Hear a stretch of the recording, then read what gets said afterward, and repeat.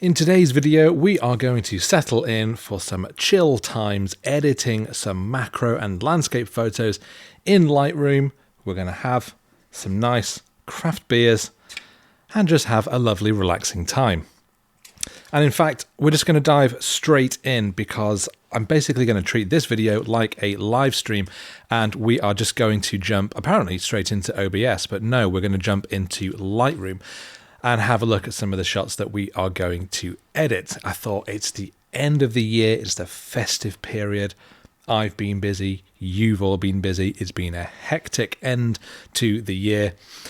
And to be honest, what better way to unwind than to sit back in a comfortable chair, have some nice drinks, and go through some photos. That's something that I like doing anyway, and I just thought it might be a fun video for me to do an extended editing session, bit of chat, bit of drinks, and you can watch it, pay attention, you can have it on in the background, or you can ignore it entirely because you've got things to do at Christmas. But let's actually kick off and have a look at the shots that I've picked out today. We've got a range, everything from macro to some travel stuff to some landscape. Some of the macro stuff includes some of these insects that I have shot earlier in the year that definitely we can bring a lot more out with them. We can turn them into some more interesting shots. Some of them we have already seen the edits that I've done in other videos, but you know, every time you do an edit, you return back, you might end up with different results because you haven't put the settings in exactly the same way. So apart from anything else, like I think returning to shots like this is a really, really good way of experimenting, because you can end up finding new ways of treating your photos that maybe you haven't before. Some shots from Portsoy up in the on the north coast in Scotland, which was a lovely trip. A couple of ones where I've done some landscapes that might involve a bit of focus stacking. If so, we'll take those over into Lightroom. Why is it jumping around like this? I do not know. So that should be interesting. We can piece those together, and maybe the same with these ones as well. One focusing on the rocks, one focusing on the background. But why don't we dive in? In fact, let's make things even more cozy, because I made a new candle, and this one is Christmas spice. There's cinnamon, there's cloves, there's orange, there's some lovely, lovely fragrances going on here. And to be honest, I know a lot of people, a lot of photographers I speak to, really aren't that into the editing side. They like being out there in the field taking the photos, and I totally get that. That is, of course, the fun side of photography. Let's just switch me back to the main view. Of course, we all want to be out there taking photos, but certainly for me, taking the photo is 70% of the journey. I like to get my photos as honest as possible, but I do like to really give my photos their own look in the edit process. And I really enjoy the edit process. I love the idea of sitting back and spending the time going through those photos and seeing how you can transform what you saw on the day into something even more special.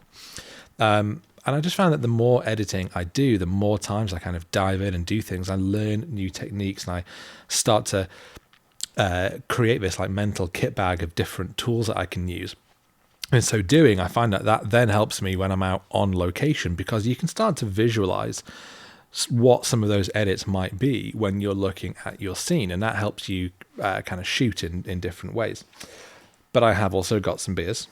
I went to Leith Bottle Shop in Edinburgh, and I got a whole selection of craft beers. This one is a Don Zoco Smoked Hells. Lovely stuff. Because if you're going to settle into some editing, cozy candle, nice drinks, enjoy yourself.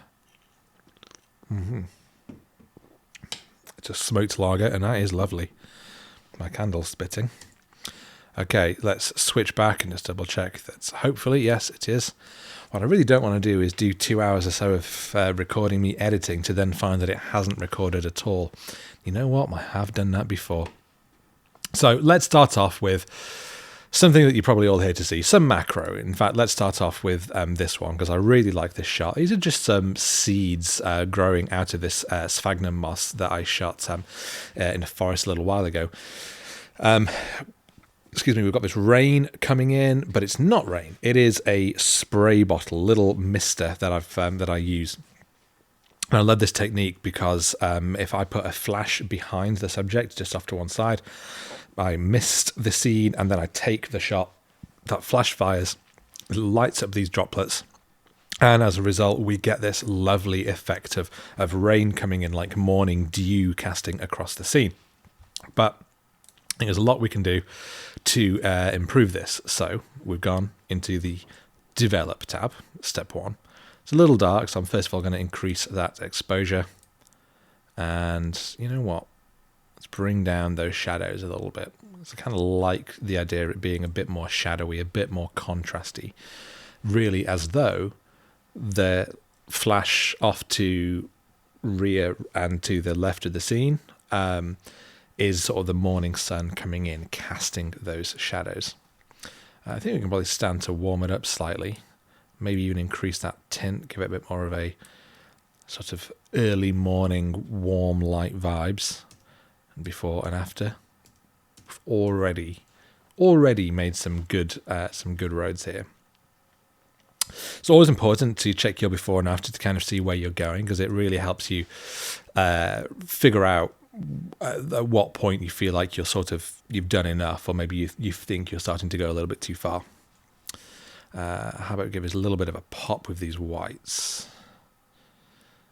So what I do, and what you'll see in all of these photos, a lot of the way I do my editing is you don't know exactly what each slider is going to do until you grab it, start to move it around. So I do tend to sort of pulse it up and down like this, and I can see what it's doing. And in this case, I really like punching those whites up a little bit, really emphasizing that light coming in from the left. So that's really nice. I think we're in a good place with this already. The HSL tab, this is where I do a lot of my editing in Lightroom, because you've got fine controls over how all of the different colors look. Usually start off in the hue tab. I think this one we've got a lot of yellows and greens, but they're all kind of merged in together. We've got greeny yellow and we've got yellowy green. So what I want to do is grab that yellow and bring it more down into the oranges. Not all the way, because it goes a little bit too pink, just a little bit. Minus 35, 36, something like that. Already starts to look good. But then I'm going to grab that green, take it from that yellowy green that we've seen already, bring it back into the more sort of emeraldy green, which I think looks really nice. However, it's a little bit too overpowering now, because it's made it a little bit more saturated in the process. So go to our saturation, grab that green again, bring it down a little bit. And now we've kind of kept that under control. And if we just turn this tool off, we've made a huge difference. This is where we've also started to kind of take the image maybe a little bit away from how it might have looked naturally straight out of camera, and we've started to give it its own look. This is a really, really nice beer. It's a smoked lager, described as crisp, bready, and smoky, and it is all those things. Oh, it's made in Leith. I highly recommend. I'm not sponsored by Leith Bottle Shop or any of these beers.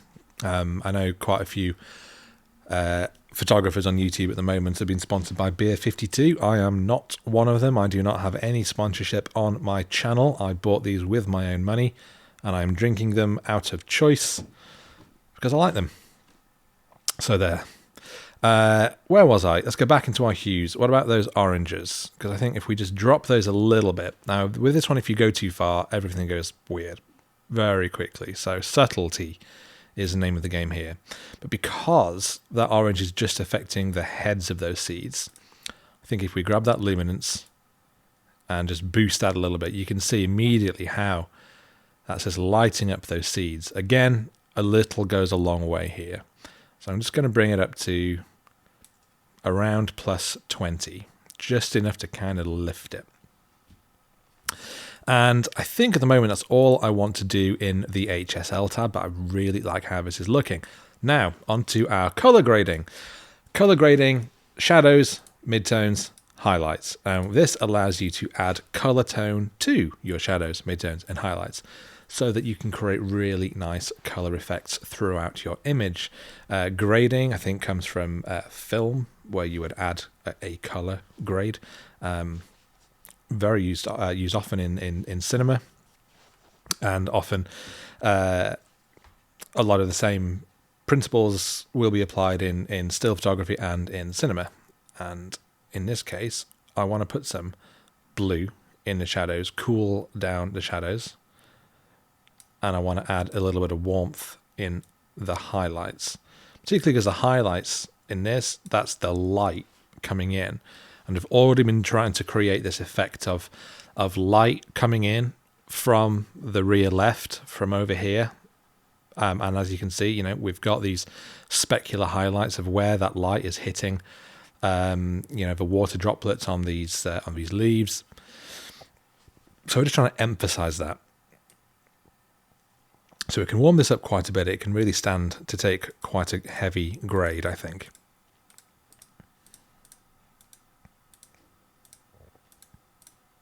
Yeah, turn it off and on. I like it. Let's keep it on.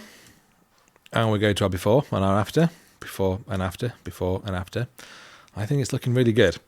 One of the things I want to do on this shot, it's bad to say one of the last things. It might not be the last thing. I always say, the last thing I want to do with this shot is this. And then I do 10 more things after that. How's my candle doing? Oh, yeah. Very festive.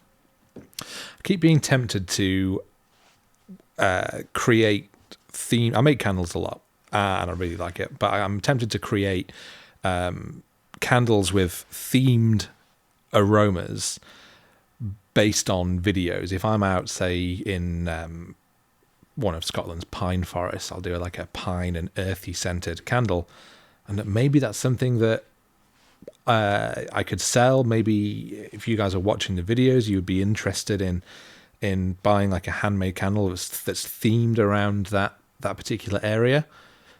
I imagine maybe no one was interested in that, but if you are, do please let me know, because maybe it's something I could do. They do take a long time to make, though.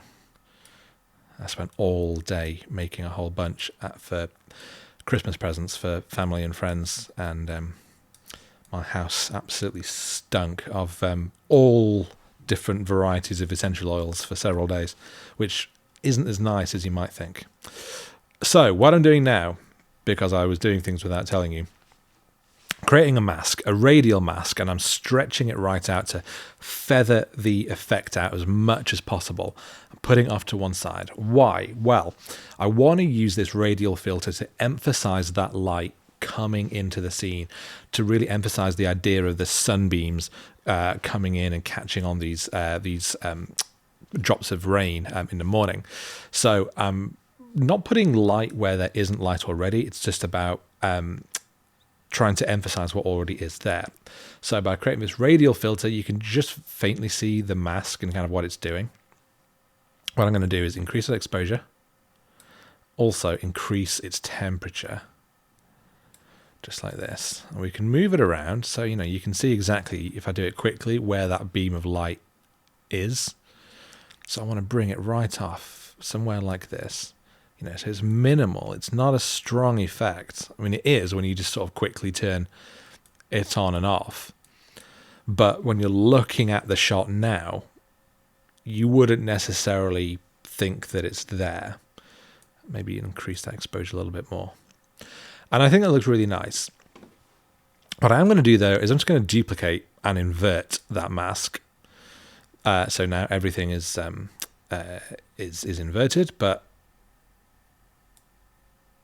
hang on, what's it done? Oh, there we go, I see. So right now, that mask is now the same mask, but is now applying to everywhere outside of that first mask, except that there are no settings applied. And what I want to do is just slightly darken down the edges, almost kind of creating a vignette, but also kind of helping to emphasize that first mask this one. So now I can make this one a little bit brighter.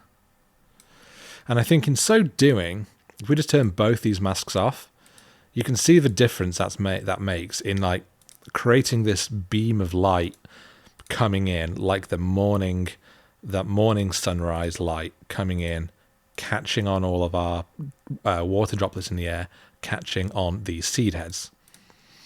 To be honest, I think I've gone a little bit too far, but you can see what I'm going for here.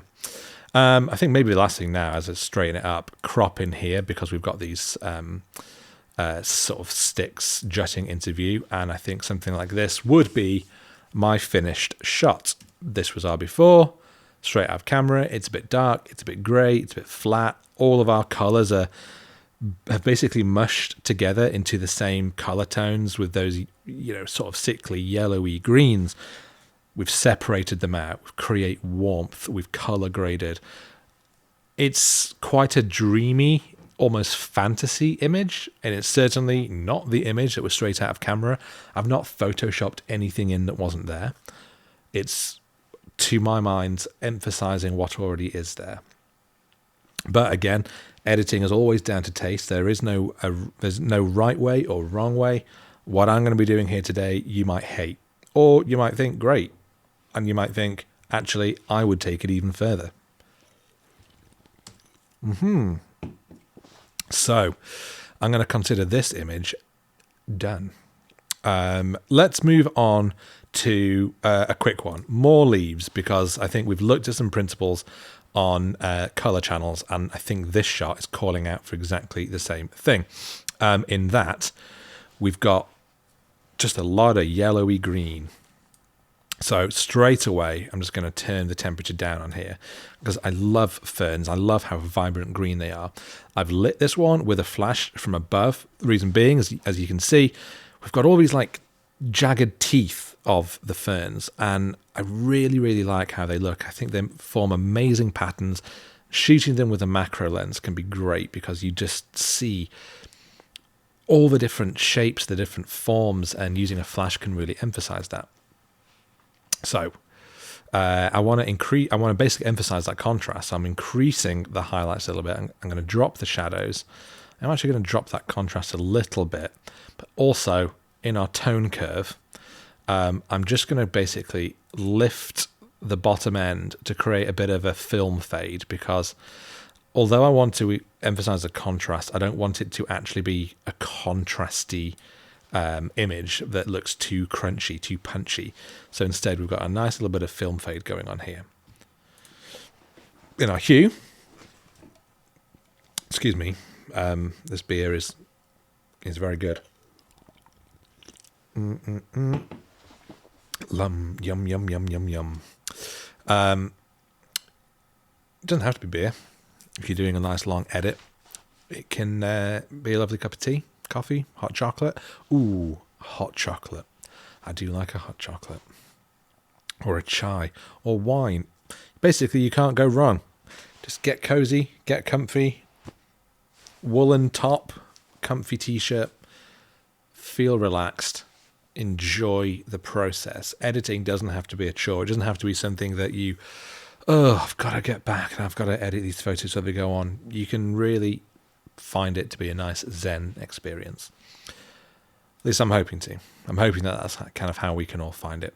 In this instance, I'm going to actually up these yellows. Instead of taking them into more of an orangey tone, I'm going to go the other way and push them more into the green, because I want them to kind of match the rest of the greens on the fern leaves. Also going to do the same with the green channel, bring it up into slightly more of an emeraldy green, because these were fresh ferns, newly come out. They weren't yellowy and orangey. They were lovely, vibrant green.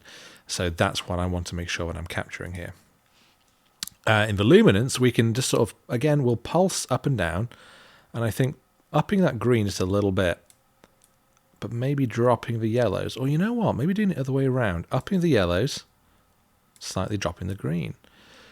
Because if you notice, it's the center stalks on these leaves where most of that yellow channel is. You know, if I do this up and down, you can kind of see is the middles, which is where it's mostly yellow.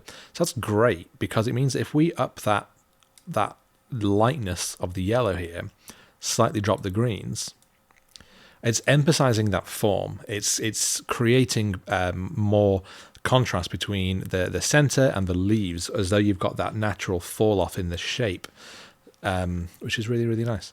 But in so doing, I've kind of increased its contrast overall. So again, I'm just going to slightly up that film fade. I really like the fade, particularly if you're doing it on and off.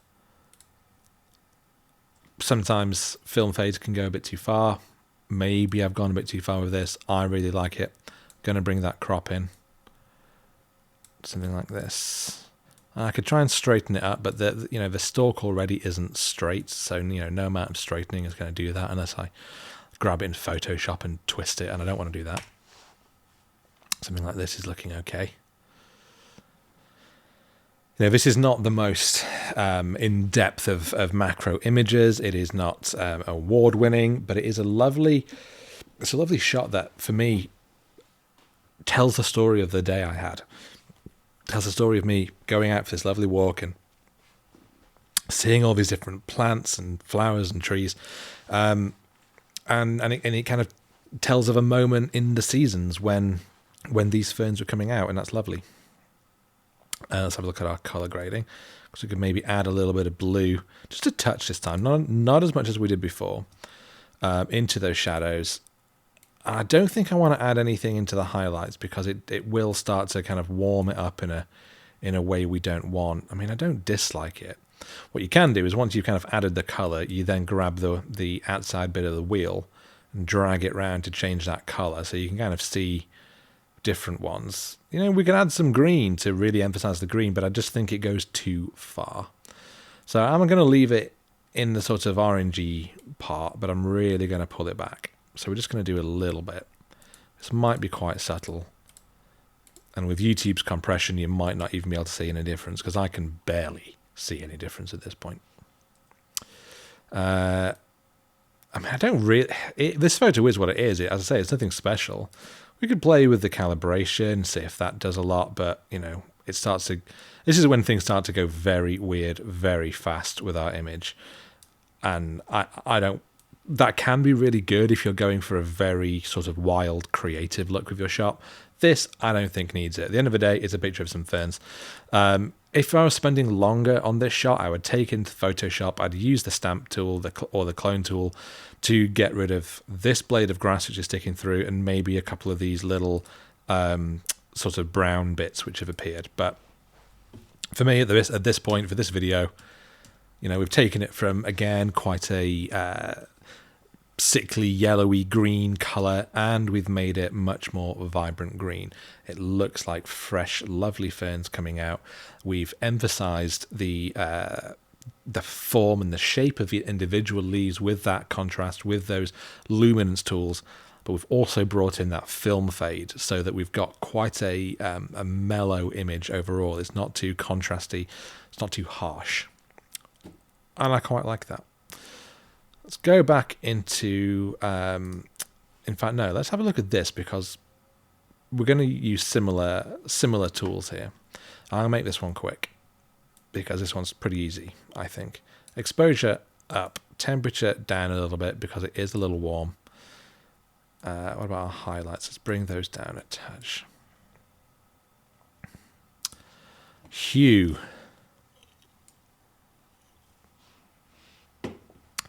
Hugh Dennis, Hugh Laurie, Hugh Grant. Who is your favourite Hugh? I definitely want to bring the orange down here, because in so doing, that is bringing this leaf really into a nice vibrant red, the autumnal red, which was what it was when I took it. So I'm kind of correcting for white balance more than anything here. Again, I don't want to go too far, because the leaf certainly was not pink, but it was like a nice deep red. And we could even increase that lightness a little bit.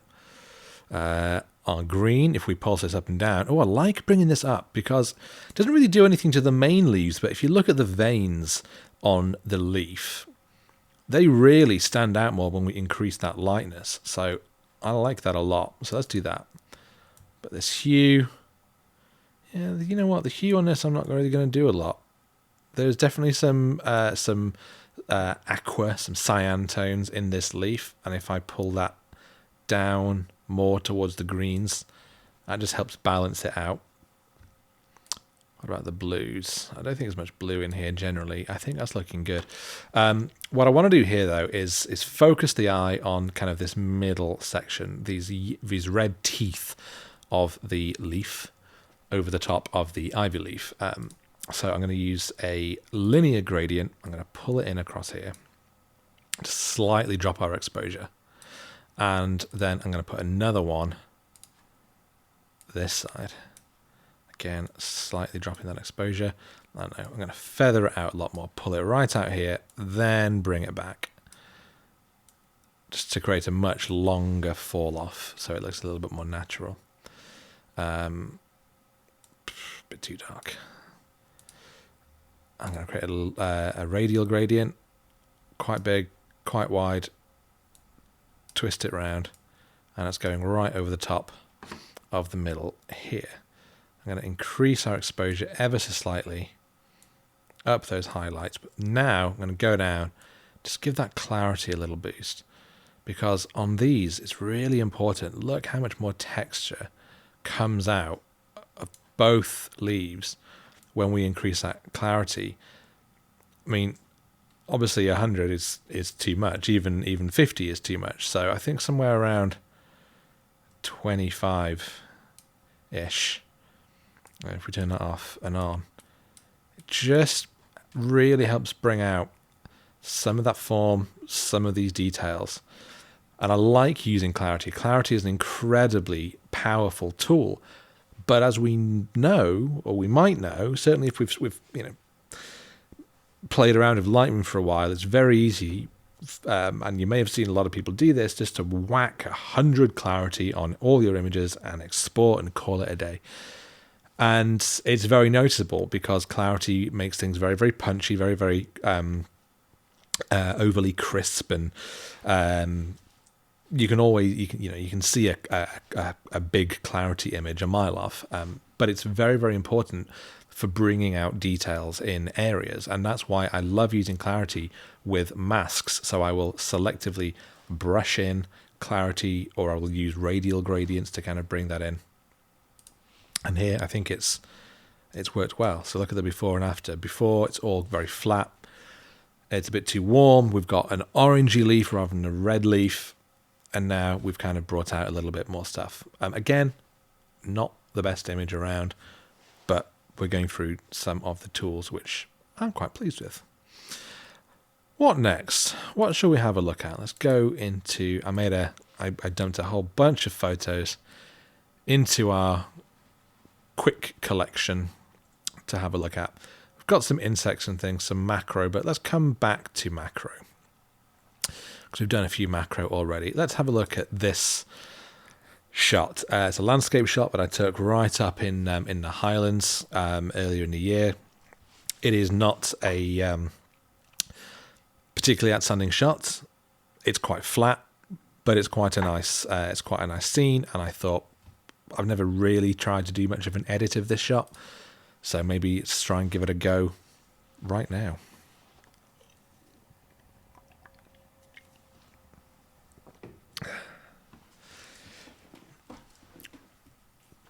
This is the sort of video that normally I would have done as a live stream, and would have been great because it would have allowed me to let you all know that I'm doing a stream.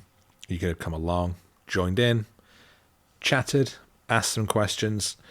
Please let me know if that is something you'd like me to do. I used to do them sort of semi-regularly. Haven't done any in quite a long time. But if you'd be interested in that, then it's absolutely something I could start doing more of in the new year.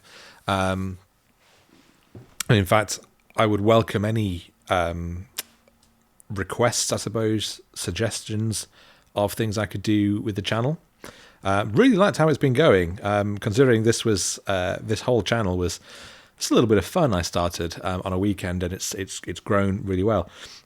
In fact, this year Earlier in the year, I celebrated hitting a huge milestone, I thought, of 10,000 subscribers, and that was really exciting. And then I hit a milestone of 20,000 subscribers, and that absolutely blew me away. And not long ago, I celebrated hitting 25. So I'm absolutely gobsmacked at the reception this tiny little project of mine has had. And I'm just incredibly grateful for all of your support, for watching the videos, for the comments. Always such supportive, lovely comments. Everyone who's in there, I love seeing the names crop up, and I love talking to you about the videos. So yeah, please do. If there's anything in particular you'd like to see, then you can always let me know. So let's crack on. This one, I'm going to start off with a crop, and I'm going to go 16:9 because this shot, all of the interesting stuff. When I look at my crops, I really kind of try and think like, what's extraneous in this shot? What don't we need? And in this instance, let's just turn the crop tool off for a moment. Let's just reset that. We've got a lot of sky that's just sort of empty, and we've got quite a lot of this sort of empty grass, just this plain ground down here. All of the interesting stuff, these rocks, all this going on, this is all in the middle of the frame. And as a result, I don't necessarily think a 2x4, a 3x1, an ultra wide, is going to suit this scene. Maybe a 2x4 would work. Make it semi-panoramic. In fact, you know what? I actually think that does work really well. Yeah, I love a 2x4. I did a video a little while ago. I say a little while ago, it's probably about a year and a half, on my favorite aspect ratio, and it is 2x4, because I think it just automatically gives images quite an epic look to them. Again, really kind of leaning into that cinematic thing I was talking about of color grading. I don't think there's necessarily a cinema aspect ratio like 21:9, but it is more cinematic, I think, than even 16:9. And so yeah, so I do quite like it. Let's actually do some editing though, not just talk about crops all the bloody time. I've increased the exposure, but I've brought the highlights down a little bit because it kind of blew out the sky. I'm not going too far. In fact, I might even just bring it back to 0, because once we go too far, the sky goes a bit too blue. And am I right in noticing like a bit of a fringe around the rocks, that sort of thing, when you can tell when the highlights have been pushed too far? It just doesn't look right to my eye. So I'm actually going to stay somewhere around minus 10. We can increase those shadows just a little bit. I can move my phone around.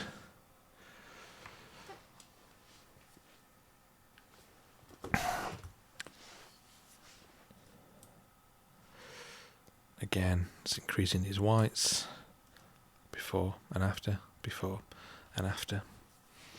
I like this shot. What I'm actually going to do though is I'm going to have a look through my presets from other places. Now, never let anyone tell you using presets is cheating, because that's simply not true. Presets are incredibly powerful tools for not just for the editing, but for the inspiration in your editing, and the inspiration therefore for your whole photography. Because as you go through, you can see completely different ways of taking an image that you may, as in the direction you might want to take your edit, that you may never have thought of. You could go very, very warm and with these sort of very brown tones, or you could go, in all kinds of different directions. So they're great for just flicking through and kind of looking at the sort of styles that you could achieve. What I don't like to do though is find, let's say it's these Fern, bold and vibrant ones. I don't want to do is find one and go, okay, click, and then export my image. What I like to do is look at my presets as very much as a starting point. So I'll go through and I'll find a direction that I like, and that might be black and white, or it might be these kinds of in this case I really like this warmer, browny, very filmic, very low contrast vibes of this A10 raw half. These are Visco presets, which you used to be able to buy as a pack from them. They haven't sold them for years, since they just became an app, which is a real shame because I adore so many of these tones. They are my absolute favorite presets. I do believe that Lightroom Mobile, or just Lightroom now rather than Lightroom Classic, they have a whole section in there now where you can just browse thousands of presets from professionals, from Adobe's team.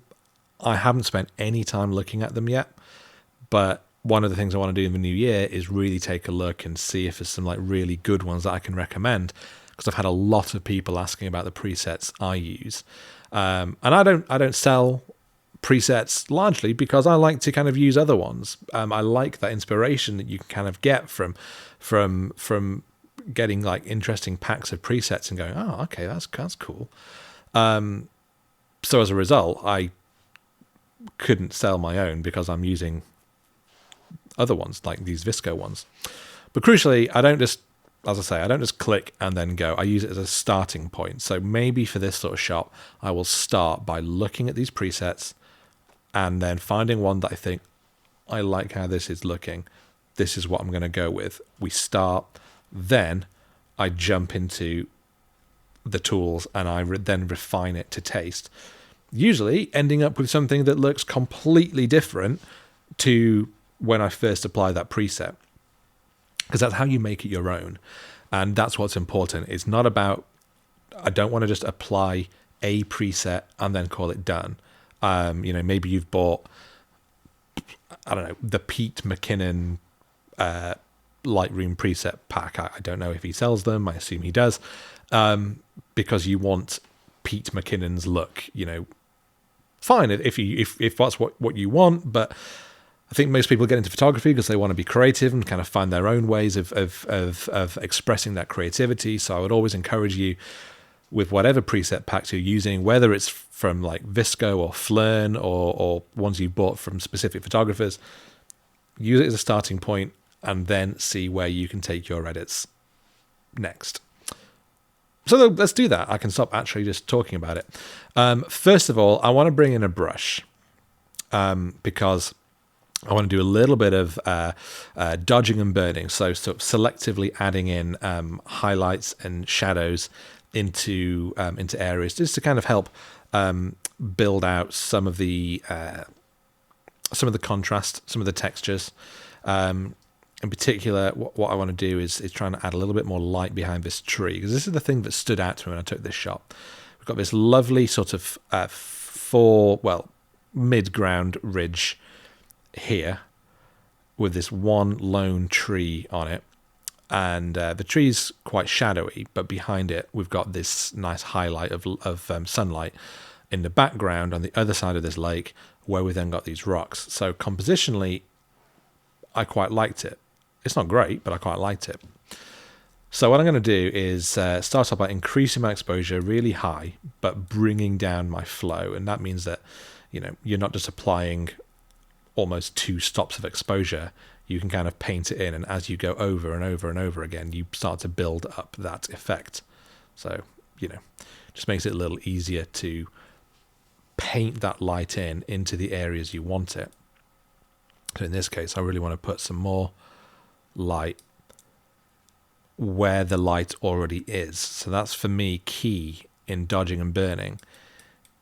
It's about emphasizing what's already there. Because if I just tried to, let's just say now, just add in loads of exposure into this foreground, this isn't doing it quickly enough. Let's just quickly add in another mask. Let's say it's a radial gradient, and then we just whack up the shadows and exposure, just to make it look like the sun is hitting here. it looks fake because it isn't. This is in shadow. And so you're not adding light, which would also bring in contrast. You're just brightening up a dark area, and it doesn't work. So that's why we have to keep it dark. But also specifically here, we've got delete mask 2. I also need to then undo that bit there. Ugh, fine. I'll leave it for now. The point of this image is that we've got this contrast between the midground ridge here with the shadow and the highlight in the background. Would I like it to be the other way around? Have the highlight hitting this ridge here and the background be darker? Maybe. I'd certainly be interested to see that, but this is what we've got. So that's what we've done with mask 1. So we turn that on and off. You can just see where I've sort of fairly subtly painted in some light. Maybe I could do a little bit more on some of these rocks here. Try and bring some of that out.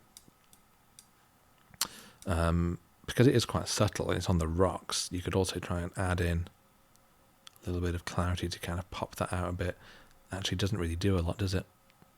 Fine, let's leave it there. Dehaze a little bit, actually. Certainly on here, it helps kind of bring out a little bit more of that rock detail, which is nice. Let's add another new mask, another brush. This time, we're bringing that exposure down. Again, the flow is very, very low.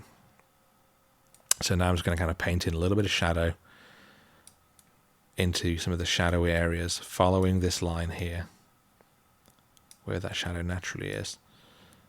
I'm maybe going to go over here just to kind of undo some of that brightening from before. I'm creating a natural vignette in the corners, something like this, and maybe sort of at the bottom of this rock. Just basically trying to sculpt the scene with light a little bit more. If we turn it off and on, you can see a little bit what that's doing. Another brush, and sometimes I might do loads of these, kind of building up the effects, because you can then go through and turn them off individually, see what they're doing.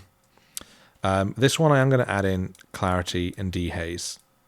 I'm going to specifically target this rock,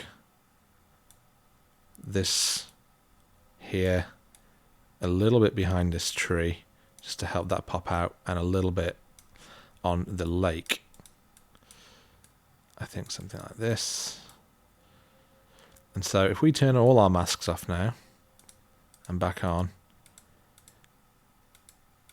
it doesn't transform the image, but it just helps, I think, just carve out some of those shapes.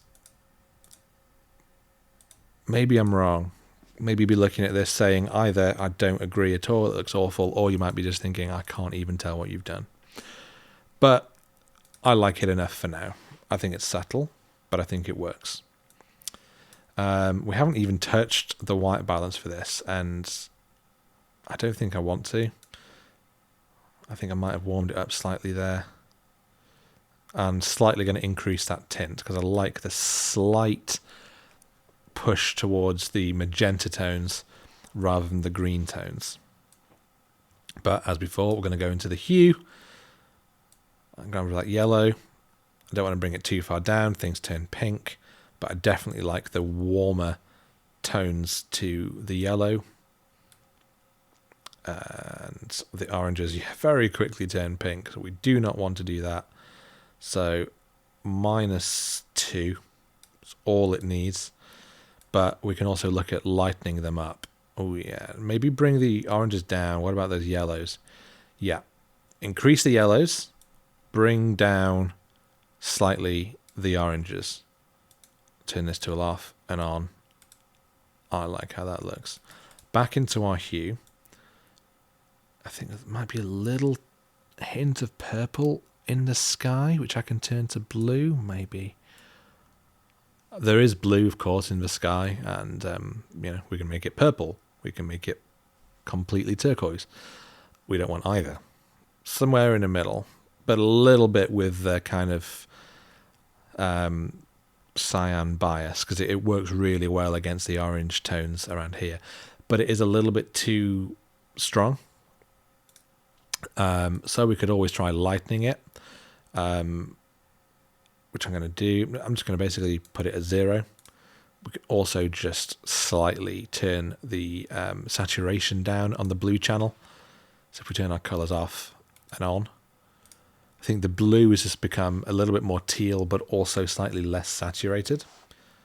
Whereas the ground has become a little bit warmer and more saturated. Let's go back to our luminances. I'm actually going to bring that orange back up. I think something like this. Yeah, I like that. What about our color grading?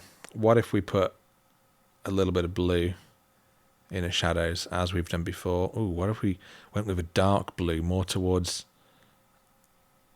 the purples?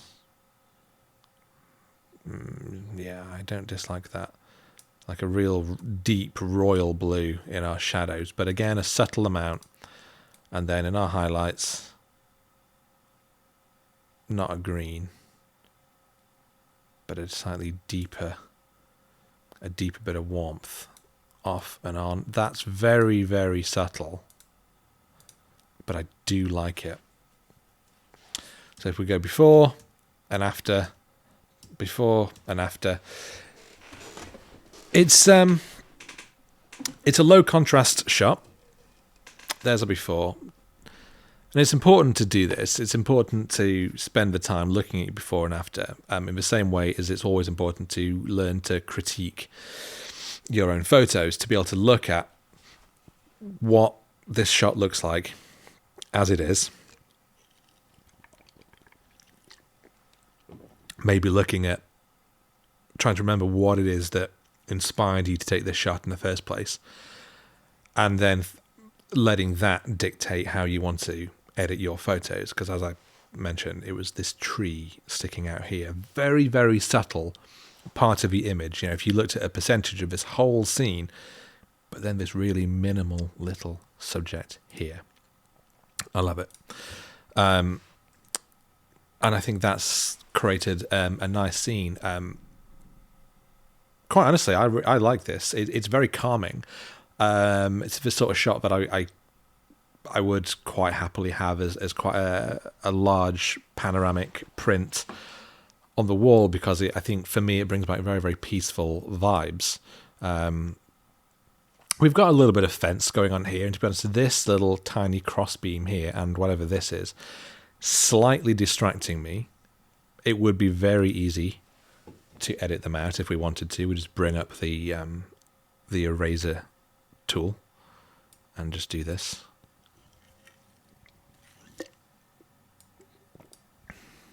And this, and we put it away. And, you know, the fence is basically there, but that little bit that stood out is gone. I just think it draws the eye a little bit less because it's not there. I like that. I'm absolutely counting on those of you who actually want to watch this little long editing video to maybe let me know what you think of the shots as we're going through, and which maybe are your favorites, which ones you don't like.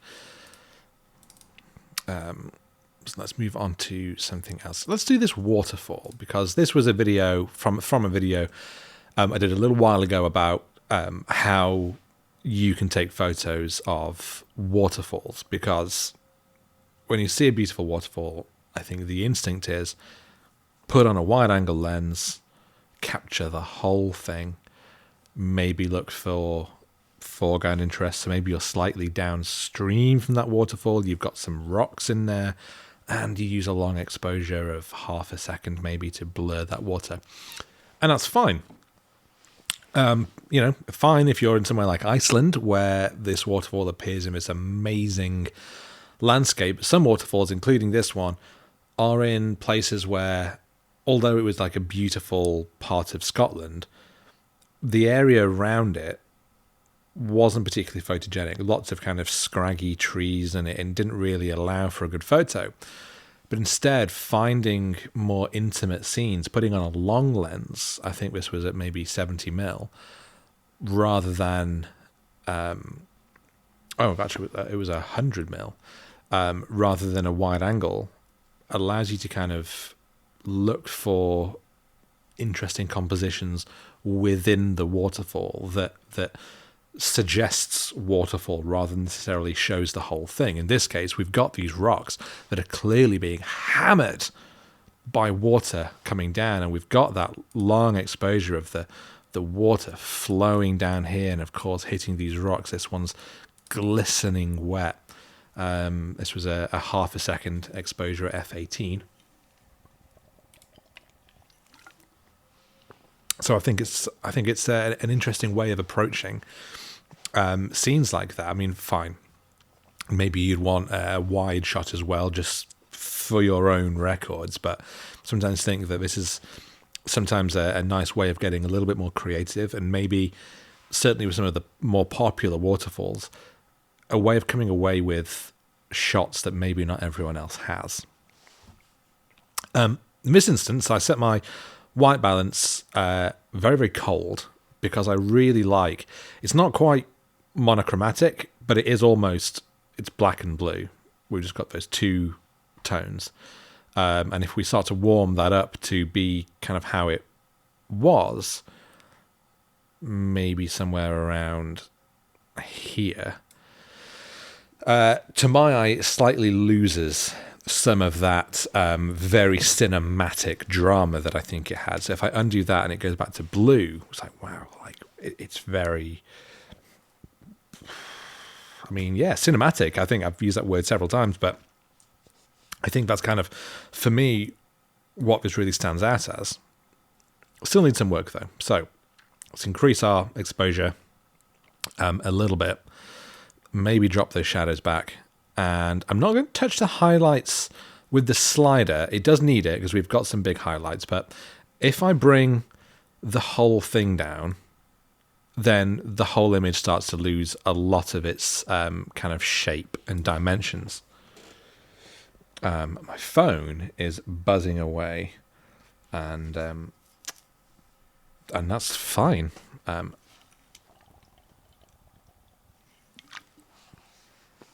Normally, if I was doing a video like this, I would edit out me having the big chugs of beer, and certainly edit out like the little burps I'm inevitably going to end up doing. But the point is to just sit and enjoy, and what have I pressed? Candidate? Nope. Go back. Develop. Thank you. And this is my first beer. I'm making keyboard errors already. It's embarrassing. Brush. What was I talking about? The highlights. Yes. So what I want to do is basically increase that flow slightly. Is selectively drop those highlights just in the areas where it needs it. They were very bright here. They're almost creating hotspots. So you can see that just by painting that in, I can bring down the highlights there, just so that they're not quite as overpowering, but nowhere else needs it. Everywhere else is great. So I'm going to do another brush, and this time I'm actually going to slightly increase those highlights, increase the whites, and again with that clarity, because clarity on water, particularly long exposure water like this, if you paint that in, oh, it just looks great. Really brings out the form. But again, you don't want it on everything. But it brings things out.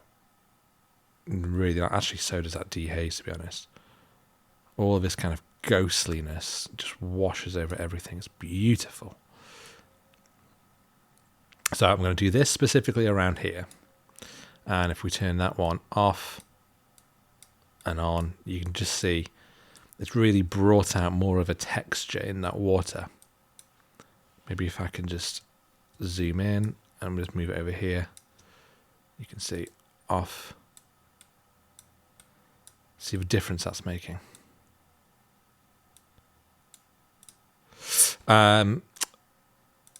Zoom back out. I'm going to add in a new brush. This one is only going to be clarity, and quite a lot of it, but it's only going on this rock here. And this one here, just on the wet bits. I'm basically trying to increase that that sort of look of it being very slippery. So increase those whites. Something like this, a little bit. Up that exposure, because I'm basically trying to emphasize the reflected light coming off it. So I think something like this looks nice. You can even just sort of brush it in a little bit on these. And you know what? What if I went big? Just did some big strokes. Down on here, down on here. Oops.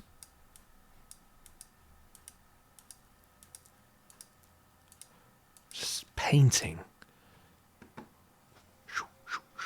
Paintbrush on a canvas. So now we turn our masks off and on, off and on. Look how much more form everything's got. Look at the light hitting these rocks. You know, out of camera it's fine, but with this, there's so much more reflection, so much more texture and detail. It's lovely. That's the end of our smoked hells. Highly recommend this. This one was delicious. Put this over here. I've got a couple of others. This one is Big Ideas Burton IPA. It's got bees on it. That's made in Glasgow. Or we've got from Campervan, which is in Edinburgh, a Boston Bakewell. That's cherry, chocolate, and almond milk stout. Ooh, that does sound good, actually. Yes, let's go for this. 5%. I like a stout. I also really like a sour. Some of the modern sours that I've tried. There's a brewery in Edinburgh called Vault City, and they do some phenomenal beers. Absolutely delicious, unlike any beer I've ever had any time ever.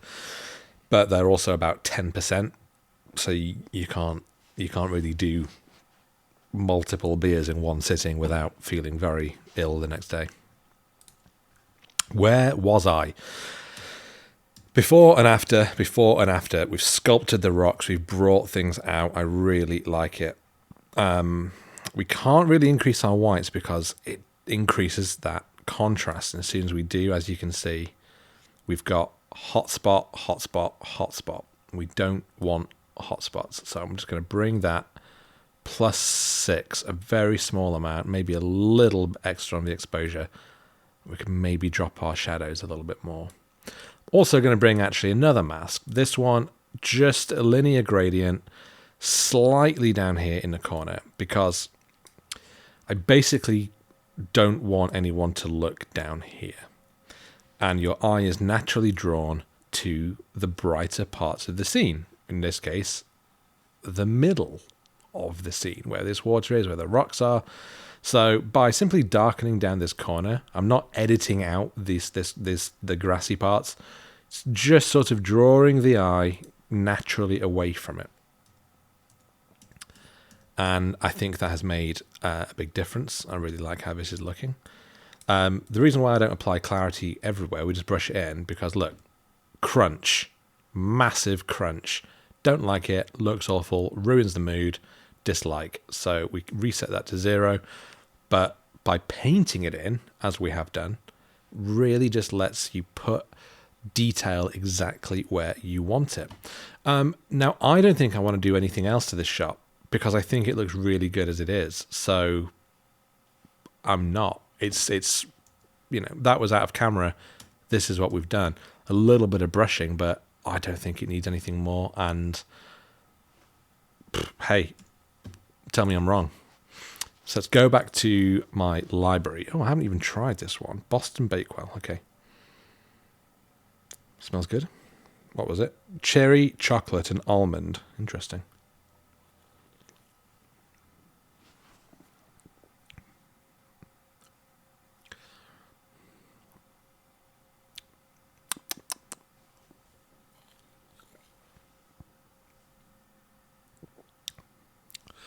Huh. I'm getting all those flavors. I'm getting cherry, I'm getting chocolate, and I'm getting almond. Don't love it. Even though I like all those things. Fine, but, you know, it's not bad. It's just not necessarily one of my favorite beers I've had. We're going to do this one. We're going to do a lovely fly. This one was a focus stack, I think, of about 6 images, handheld, manual focus at the closest point, moved the camera in till it was in, and then using burst mode on my camera, shut it down, slightly move it out.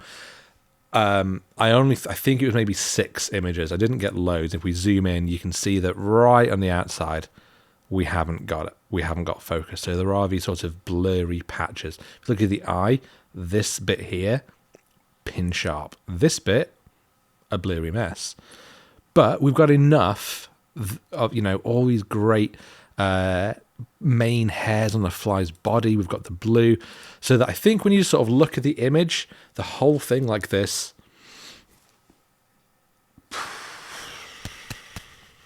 what do we think? Does it work? Do you buy the illusion of focus here, or do you look at that like this and can you notice the focus problems? I will leave that for you to decide. Personally, I think it's fine. It wouldn't necessarily be one I would do as a print. I wouldn't submit it for an award. I wouldn't put it on my wall, and it wouldn't be in my portfolio.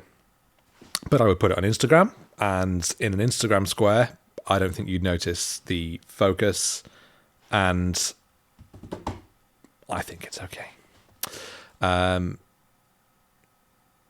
Okay, I'm going to start off this time in HSL because honestly, that's probably where I start most of my editing because it's such a powerful way of going. As before, I want to drop the yellows. I want to create separation between the yellow and the green because so often they are just one color that's all sort of mixed together. So I want to up those greens until it starts to look a little bit weird in the hue. Then the saturation, we drop it back down like this, so it starts to look a little bit more like a green leaf. That's how I do quite a bit of my editing. Maybe drop down the luminance ever so slightly because a little goes a long way. Too far looks very weird, too bold, there's no more contrast, there's no more light hitting anymore. -7 even, I think. Like, look at that difference. Already it's huge. We've got this lovely splash of blue. So let's increase the luminance of that. And of, oh yeah, we pulse up and down the aqua. Look what it's doing to the fly's body. Yes, love it. The orange in the eye. What about the red? Not a lot of red. Yellow. There's a bit of yellow. Saturation then. We increase the saturation of that blue in its abdomen. We increase the saturation of that aqua. Maybe a bit of that orange too. So now we turn it off and on. We've got a really interesting looking shot here. R before, R after, R before, R after. Actually, it's exactly the same because we've only done HSL. Fine. Here is, again, where I'd use the brush tool. And in this case, I'm actually going to start with the brush tool. We're going to go with a higher flow, 46. And I'm just going to roughly paint on top of the fly. I've not put any settings yet. I'm just creating the mask as I'm talking with this. So you can see, you know, the red is where the mask is applied. Everywhere else it isn't. So we just start playing around with the sliders now, only affecting the fly. We increase our exposure. Tone down the highlights just a touch. I don't think we want to touch shadows much anyway, because it is a contrasty scene. We've got light coming in from above. You can see light coming in from above because just take the eye. We've got lovely light coming in here, down here, shadow. On its back, light on the top, shadow underneath. So that tells you exactly where that light's coming from. You can see where it is, and you need to edit to where that light already is. So what I don't want to do is add a brush under here and try and make it as light as on the top, because it won't make any sense and it will look weird. At least that's the theory. And to be honest, it always works. But we're not doing that. We're just doing it to the whole thing. So I'm increasing those whites a little bit. The shadows, we've left pretty much where they are. And again, a little bit of clarity. Because we've got fine details, fine textures that we really want to bring out. And if I just pulse that, not too much, a little bit on clarity, because what I'm going to do, maybe just around there with the clarity, but then the texture. And look, again, you don't want to go too far because it gets very weird, certainly on these areas that aren't in focus, but a little bit, that much. Look at the difference. When you look at it really close up, it's very obvious, but bearing in mind that we'll be looking at it something like this. And actually what that's really doing is just helping that fly stand out, look really nice and crisp. So I like that. I like that very much. I'm going to use another mask though, and I'm going to bring in a linear gradient, darkening down here because, again, what I was saying about drawing the eye naturally to, helping the eye be drawn to where you want it. In this case, we want it to be drawn to the fly. But what I think I might do is similar to what I did with the sunburst coming in on these, is just see, because we've got light coming in here. We've said already, you can see the direction of light. So what if we emphasize that? It's not putting light where light isn't. It's about emphasizing what's already there. So we bring in a huge radial, but almost entirely off the image. Increase exposure, increase that temperature because it's sunlight. Maybe we've gone too far. Something like this. I think that looks nice. Turn it off and on. It's not a lot. It's not like before when you could really kind of see that beam. It's different, but I think it makes all the difference here. Okay, let's look at our before and our after. Before, the whole shadow is a little bit shadow. The whole fly is a little bit in shadow. Now we've brought out those details. The blue of that abdomen really pops. The colours in the leaves have gone from just being basically the same little section of yellow-green to being distinct colours. And as a result, the fly stands out on those leaves even more. I like it. I think that's okay. Maybe tighten the crop up a little bit. Something like that. And, maybe in Photoshop you might take out whatever this is, this bit of detritus on its back. Certainly if this was 100 image focus stack and you wanted every single element to be absolutely pristine, this is a little bit more rough and ready. It's that quick snapping, which honestly for me is most of my macro photography. I don't do huge image stacks. I'm much more into hand holding, being reactive, seeing something, particularly with things like flies and other insects where they're there for a split second. So you quickly get the shot and you don't have time to set up a whole macro focusing system. This one's growing on me actually. That cherry's really nice and it's very drinkable. Very drinkable, actually.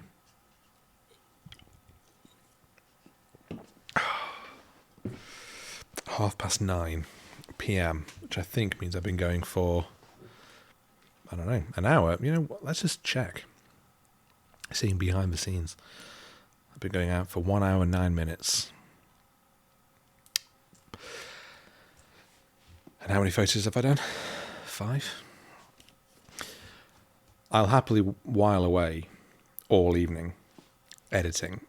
A lot of my Lightroom editing videos I've done on my iPad. I love editing on my iPad because it's the same version of regular Lightroom, not Classic, as you find on the desktop, which A means that all your photos are synced across devices, So you can sit down at your computer and import your photos, and then you can move to the iPad. But it's so nice just being able to like cuddle up on the sofa, have a cup of tea, have a beer, have whatever it is you want, feel really comfy, and just do those edits. But also, then you can move to your phone and you can just pick it up and you can tweak those edits if you're sitting on the bus, sitting on the train, sitting on the toilet. Let's be honest, you can do some there too, and play away to your heart's content with your photos. And I think that's what's so great about photography, and what I love so much with my own editing is that I will go back and I will tweak edits, and as I said before, sometimes you can come back and fully redo edits that you've already done to do them in a completely different way, but also just maybe tweaking them slightly is also quite nice. Right, stop waffling. Done with that one. This one, lovely evening, night, lovely sunset. Increase that warmth, increase that tint, really increasing like the purple tones coming from that sky. Beautiful. Drop those highlights and slightly drop those shadows. One thing I'd like to do, I don't know if I'm going to be possible because this looks blown out, almost entirely blown out. But I wonder if auto mask, I wonder if we can just bring back some of the highlights of the moon. Stop it being just a washed out segment of white in the sky, and instead make it look more like the moon. All the way down, exposure, a little bit of clarity, bring out those moon details. Yeah. Bit much. I think one of the issues is that if I go in, I've gone on the sky a bit here. So what I'm going to do, intersect mask with, subtract with a brush. Okay, so now we can subtract like this. Just slightly take it, bring it in from the edges. Which just tones it down, makes it look a lot more natural. Because the problem is when you use these masks and it sort of blurs too much into adjacent areas, and so that's when it becomes very clear that you've done editing. Whereas I think that now looks a lot more realistic. Yeah, I don't think I do much more to this. I mean, look at that sky. It's great. It's beautiful. It was one of the most incredible sunsets I've seen in a long time. So that's why I went out for a nice walk around some different parts of Edinburgh, trying to take some photos. One thing I would do with this shot is I would edit out this aerial, because maybe this one too. This one's fine, but this one is out of shot. And whenever you're trying to compose your images, it's important to make a decision. Something either needs to be entirely in or entirely not in. It's fine to cut something off, but not just kind of on the tip. It's the same thing of if you're taking a portrait, a full-length portrait of someone. If you just cut their ankles off, it looks accidental because you just slightly cut the feet off. But if you did a tighter crop and it was, just the upper body, that shows intent. That shows that you have intentionally framed your shot only half of the body. You wouldn't look at a head and shoulders portrait of someone and say, you've cut the feet off. That isn't how it works. So it's about that thing of making sure that you've made that decision and it shows what you were intending to shoot. In this case, what I wanted is this line of the roof, the chimney stacks, and specifically putting the moon right in the middle where this broken chimney pot is, fitting it in exactly there. That was my composition. But in order to get that in that very specific position, I had these. So what I would do is edit this out, but I don't think anyone really wants me to kind of go into that level of detail here for this video. I've got other videos on how to kind of remove objects. How's my candle doing? Poorly.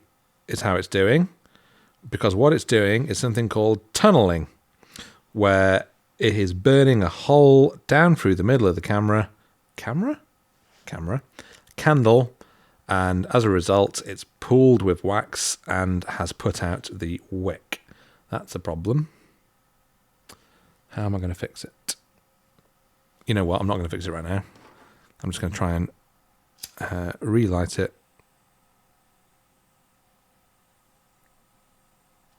It's not going to. Fine. It's dead to me. However, what I can do is copy the settings from this one. Yeah, that's fine. And we'll paste them to... This one was taken literally... I think I turned round. I think which was on the same street in whatever part of Edinburgh I was running around. So we can paste that in. Look at those tones. Absolutely beautiful. But I particularly love this one because it's a silhouette. So what I don't want to do here is grab the shadows and go, oh, yeah, lovely. Now we've got all these building details. I love that it's a silhouette. If anything, bring those shadows right down. Not increase the contrast because I don't want the sky to go, too kind of toxic. But something like that looks great. Obviously, we can straighten it up using the weather vane on top of the steeple as a reference point. But as a rule of thirds, we've got that going right down our right third of the image. That's all I want to do. I love that I've got the... I mean, it's not... Yeah. Okay, it's not in focus. I see what's happened. I've shot this at, what, F...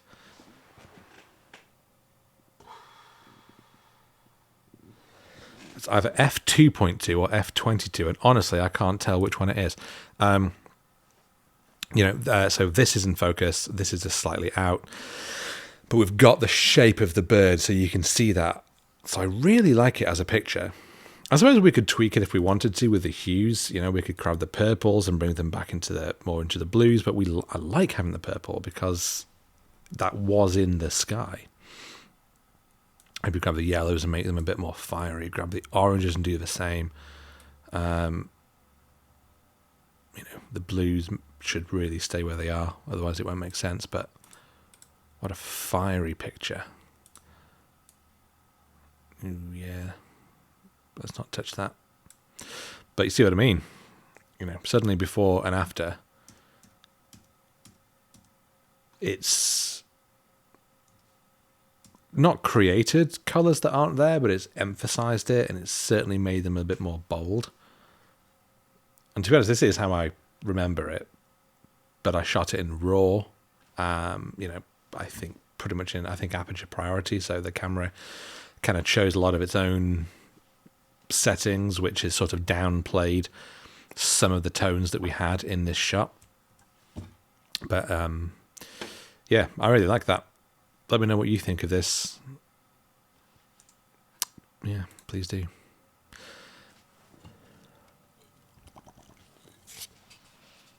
Let's have a look at some of this. Where did we get to? We've done this, we've done this, done these, done this. We'll have a look at some of these in a little bit. But you know what? I talked about doing a sort of a basic focus stack with these. So let's do that. I'm going to select them both, right-click, and I'm going to do Edit In, Open as Layers in Photoshop. Now, what I'm about to show you is how I will do relatively basic focus stacking.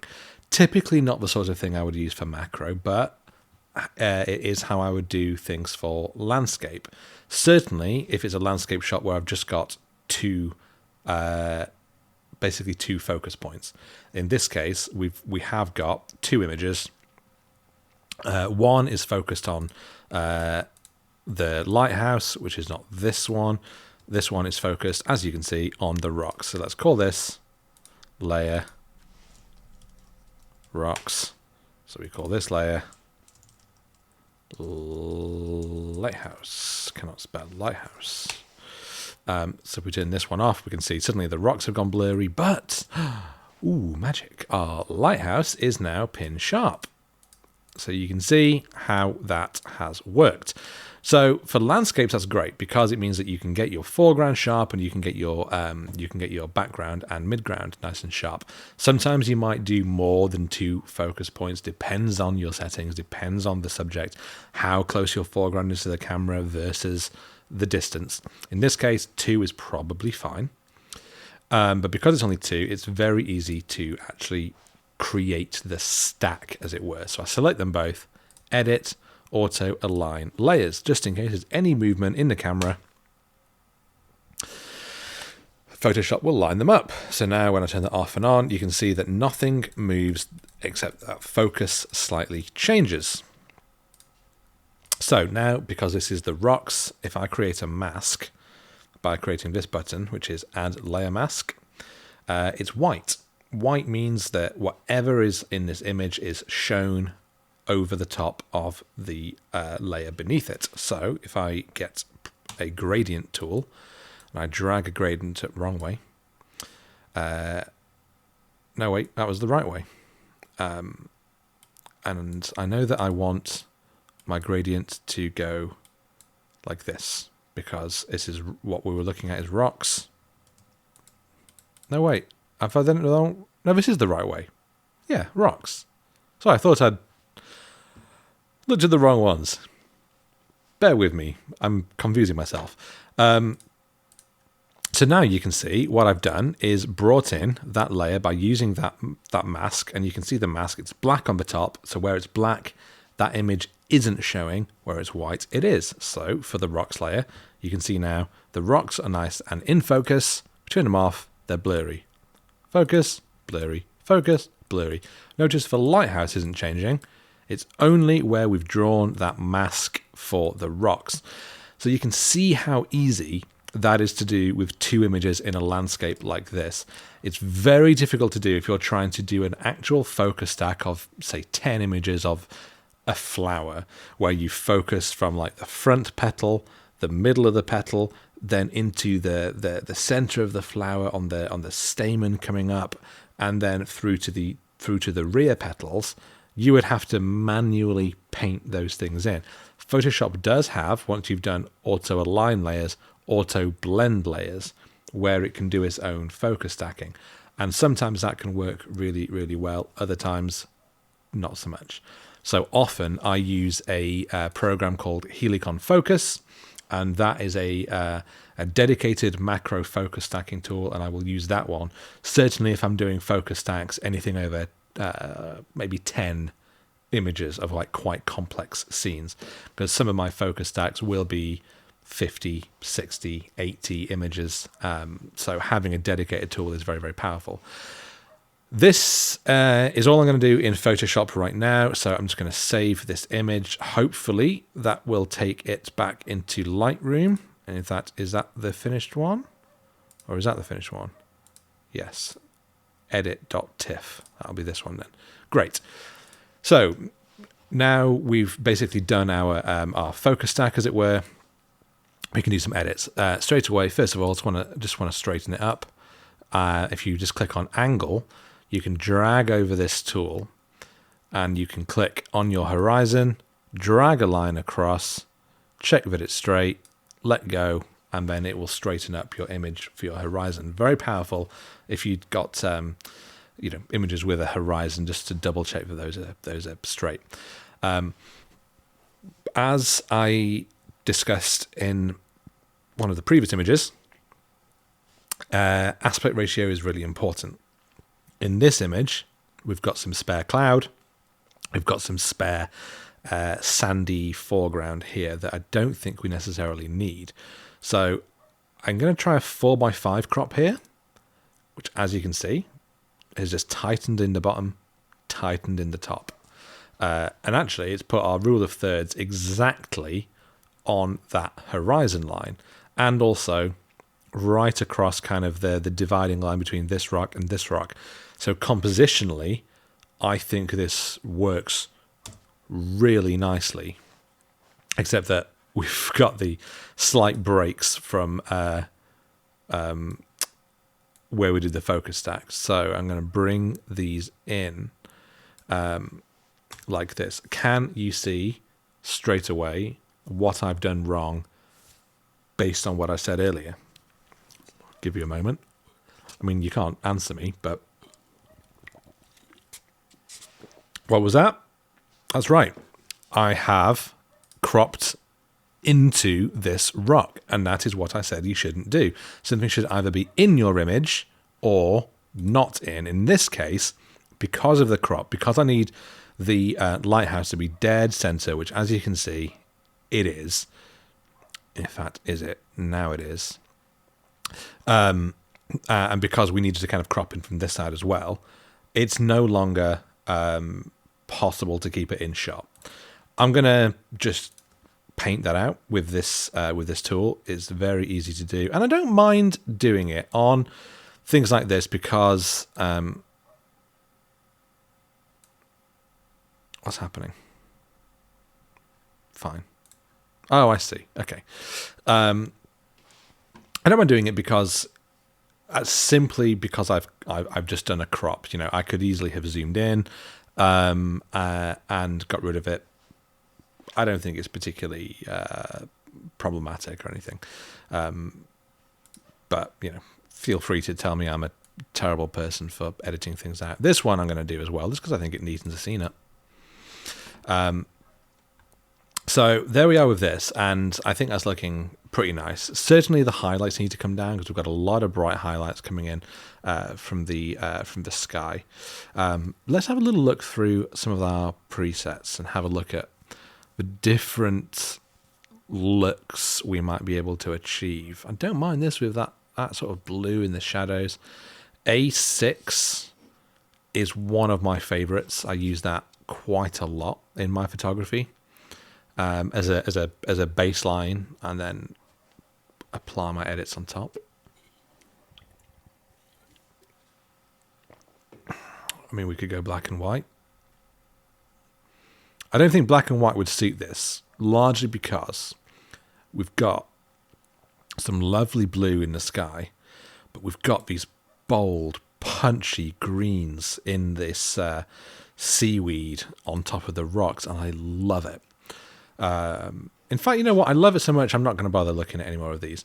I'll come back to black and white because I've had a whole variety of black and white presets that I've bought in different, from different packs, from different sources, all over the place.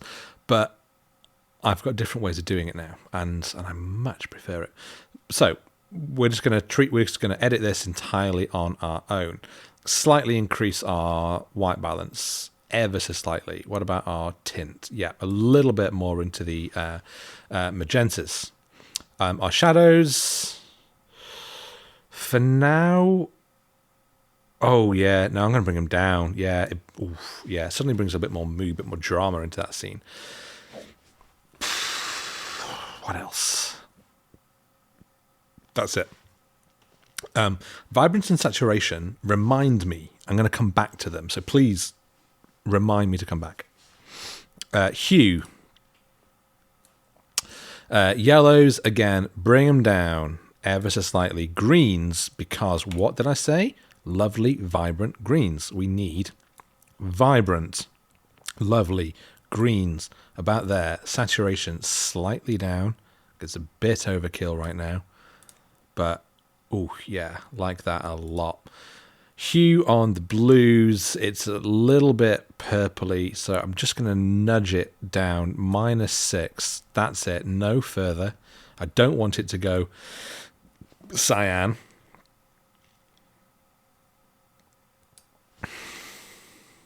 That's plenty. There is some purple in the scene, so I'm just going to just grab it, whack it all the way down into the blue. That's meant that any kind of weird, like, purple cast we've got has now become a more natural looking blue tone.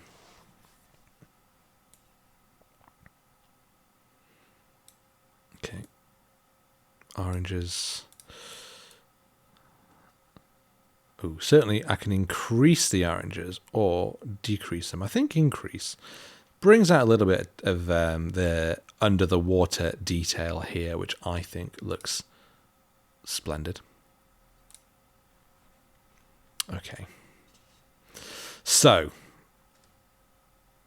some of the work I think I've got to do here. Firstly, let's put in a bit of blue in the shadows. No, you know what? Reset this. Double click, reset, come back to color grading. Color grade at the end. Linear gradient. We've got empty sand I don't think we need, and I just want to faintly draw the eye away. Not quite as much as we have done before. Around there. That's plenty. I want to create one on the top, but this one is a creative one because I want to increase that drama in the sky. So I'm going to bring this exposure down, bring that clarity up. Look what it does to those clouds. Love that. Maybe a bit of dehaze, and suddenly those storm clouds overhead just look immense. Absolutely adore it. Maybe lift it up a little bit. Now, one thing I can do, if I can zoom in, it's applying a bit much to the lighthouse. This is at Rattray Head in the north of Scotland. Beautiful spot. You've probably seen this lighthouse on many Instagram posts. It's all over Instagram all the time. I want to subtract with a brush. Auto mask. And if I click to show the mask, where would I do that? Lightroom changes its settings around so often that I just forget. You know what? Can't see it. Fine. So we're just going in manually, hopefully brushing away that mask. And is that what's happening? I think it is. It definitely looks a little brighter there. So now if I go back and darken that even, oops, no, this mask. Yeah, I think that's kind of avoiding the lighthouse a little bit, but you can see kind of what I'm going for there.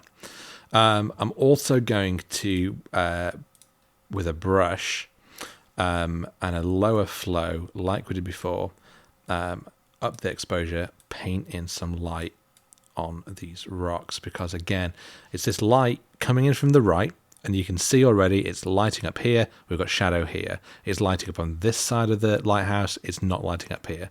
So it's about emphasizing that direction of light and allowing it to really carve out the contrast in this scene. So that's exactly what we are doing. Extra bit of pop. Off and on, off and on, off and on.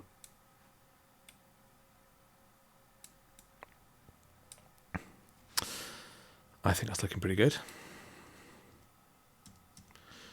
And then I'm going to bring in, again, to emphasize that light, big old radial gradient, like this. Throw it off the side of the screen, keep moving, pull it back, keep moving, pull it back. With every time we do that, we increase the amount of feather, so it becomes a very subtle casting of light coming in from the side. So when I do this, you know what, we could maybe even slightly curve it, sorry, slightly angle it. It's a little bit more like this. Increase that temperature. Something a bit like this. Remember, this isn't light that isn't there. This is, you can see where the light is hitting.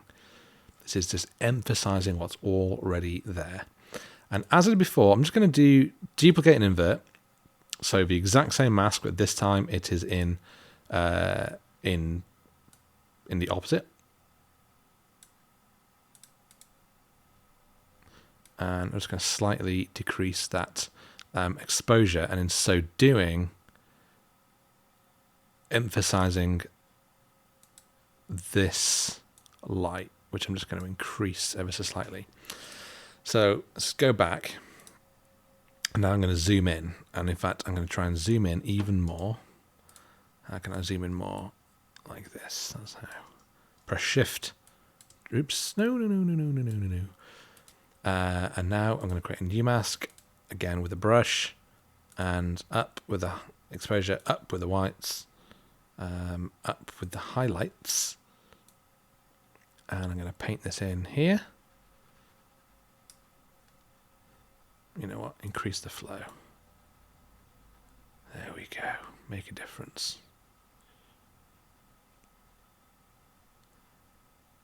Because we've made it a little bit too dark with our other things. So what I'm trying to do is put back the lighthouse. Put back some of that light that was on it that we've kind of, I suppose, got rid of.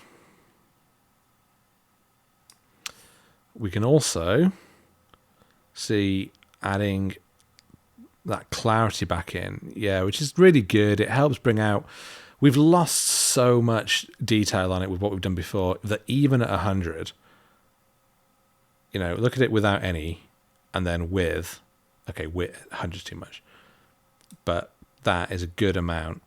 Also going to slightly increase the saturation, particularly on that yellow. It really helps that yellow, because everything we've done to this point has kind of reduced that yellow, but we wanted to pop out because it is a bold yellow color on that lighthouse. So we've whacked it right up.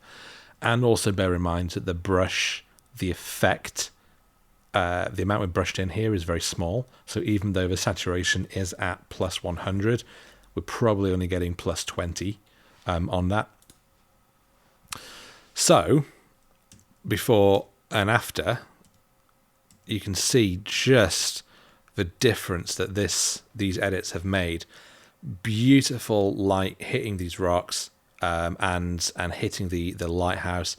Amazingly moody clouds overhead, and they were moody already. Look how dark and stuff this is, but we've just brought out that detail, darkened down the storminess there. So I think these looks really, really nice. I'm going to go back into the hue. I think that green can just stand to be a little bit more green. I think that looks really, really good. What else? Maybe in the tone curve, we can add a little bit of film fade. Just a touch, just because it's a bit contrasty. But I can bring down this little bit of an S curve. Oh, a little bit less. It's a bit much. Something like that. And then, so we just turn that off and on, off and on. Maybe it's a bit much down here. Noticeable, but I really like it. I love the look. Love what it's doing. Love the detail we've got on all parts of this image. Yeah, I'm really keen on this. Why haven't I edited this one before? Love it. Love it. Now we'll go to our color grading after a sip of Boston Bakewell. Let's check. Am I still recording? I am still recording. 1 hour 38. Fair enough. I'm noticing, there's a hole in my acoustic treatment, which used to have, actually good timing. Used to have a photo of the same lighthouse, Rattray Head, which I managed to pull down and pulled part of the wall out with it. So unfortunately now I've got a slight hole in the wall and I don't know how to fix it, but I'm sure I'll figure it out. Back to the edit. Yeah, okay. Definitely then let's put a little bit of cooler tones, not the deep royal blue, a little bit more cyan-y in the shadows. Off and on, off and on. It's a small amount. I think it really works. Then in our highlights, we can add in that warmth, and I think that really helps. Maybe a bit more yellowy orange rather than reddy orange.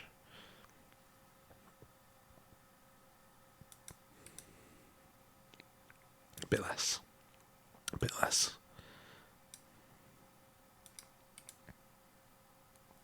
Because to my eye, that kind of gives a bit more of a stormy look, which it really was, and the sky just erupted later on. That kind of that electric atmosphere that you get before a storm, where everything's a bit almost surreal. I just think that kind of suggests it a little bit more. Maybe I'm full of nonsense. And the luminance, I think if we increase... Oh, here we go. Yeah, we go. We increase the green. Suddenly those greens pop off. That's what I wanted to do with the dodging and burning. I should have just done it here. There we go. They suddenly pop out even more. The blues I can drop, but we drop the saturation a little bit too, just so that it's not overwhelming. Maybe gone a little bit too far. What about those aquas? Oh, yeah. See, this is the thing. The HSL tool. This is where the heavy lifting, I think, often gets done. So now we've got this very, very moody shot. And now, totally to remind me, and thank you for doing so, vibrance and saturation. Both very, very powerful. Vibrance and saturation. Now, I love to use these in opposites. So if I increase one of them by 30, I will decrease the other one by the same amount. Honestly, I don't know really what they are really doing to the colors in Lightroom on a very technical level. So I can't say exactly why I love doing this, but often it really works. So plus 30 vibrance, minus 30 saturation. We've still got the colors, but I think this is suddenly taken on a really moody tone where it has this kind of... It's taken the edge off some of the colors, but we've still got them. Okay, I'm going to try and keep that in mind, and then I'm going to reset them, and I'm going to do it the other way around. I'm going to go plus 30 saturation and then bring down that vibrance, which also really works. Not quite so much, because it's actually doing this way. It's left in those vibrant tones of the green and this like slash of orange and the hint of orange in the lighthouse, but it's kind of taken out some of the tones here. Not all of it. It's not one of those things where it's like a selective black and white, where it's maybe it's a classic car, a red car, and someone's made everything else black and white except the car. It's like, it's a bit of a cliche. It's not quite that. I think it really works. I'm going to turn it down though. Minus 30 on the vibrance, plus 20 on the saturation. And I think that's given it such an extra cinematic, I'm using that word again, moodiness that I'm really into. Before and after. Before and after. I'll be honest, I haven't touched this picture since I took it.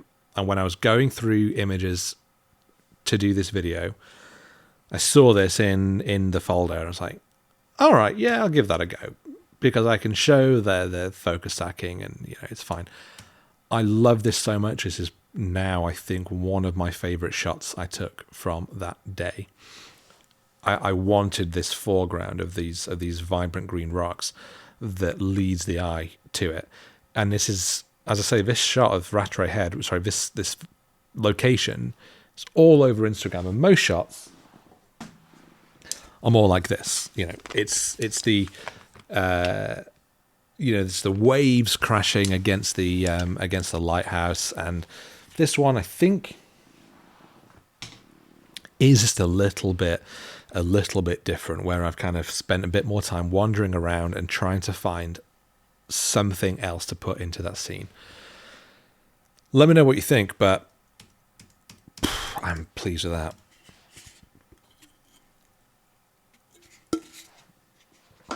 Okay, I'm moving on to, I've got 2 left, but I'm probably not going to have them both. Big ideas, Burton IPA, vegan friendly ingredients, blah blah blah blah blah blah. Living beer, made in Glasgow. Dare to be honest and fear no labour, it says. Interesting. Oh, I see. Victorian era brewing. Fine. And this one is just called Autumn Beer.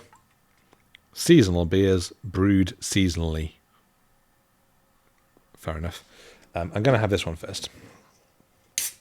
And by first, I mean it might be the only one I have. Oh, I'm really pleased with that. Okay, I'm going to stop obsessing over this one picture because I've bored you enough with this one. But honestly, I don't think there's anything else I would want to do to this shot. The only thing I might do, I'm never done. And I'll show you this tip as well. When I talked about working with presets, and the idea is not to just apply and then leave it. Another thing that I've done before, we load it in Photoshop.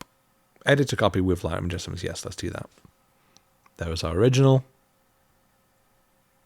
We've got to get rid of it because it's not loading the new one. Fine. Do that again. Edit in. Photoshop. Yeah.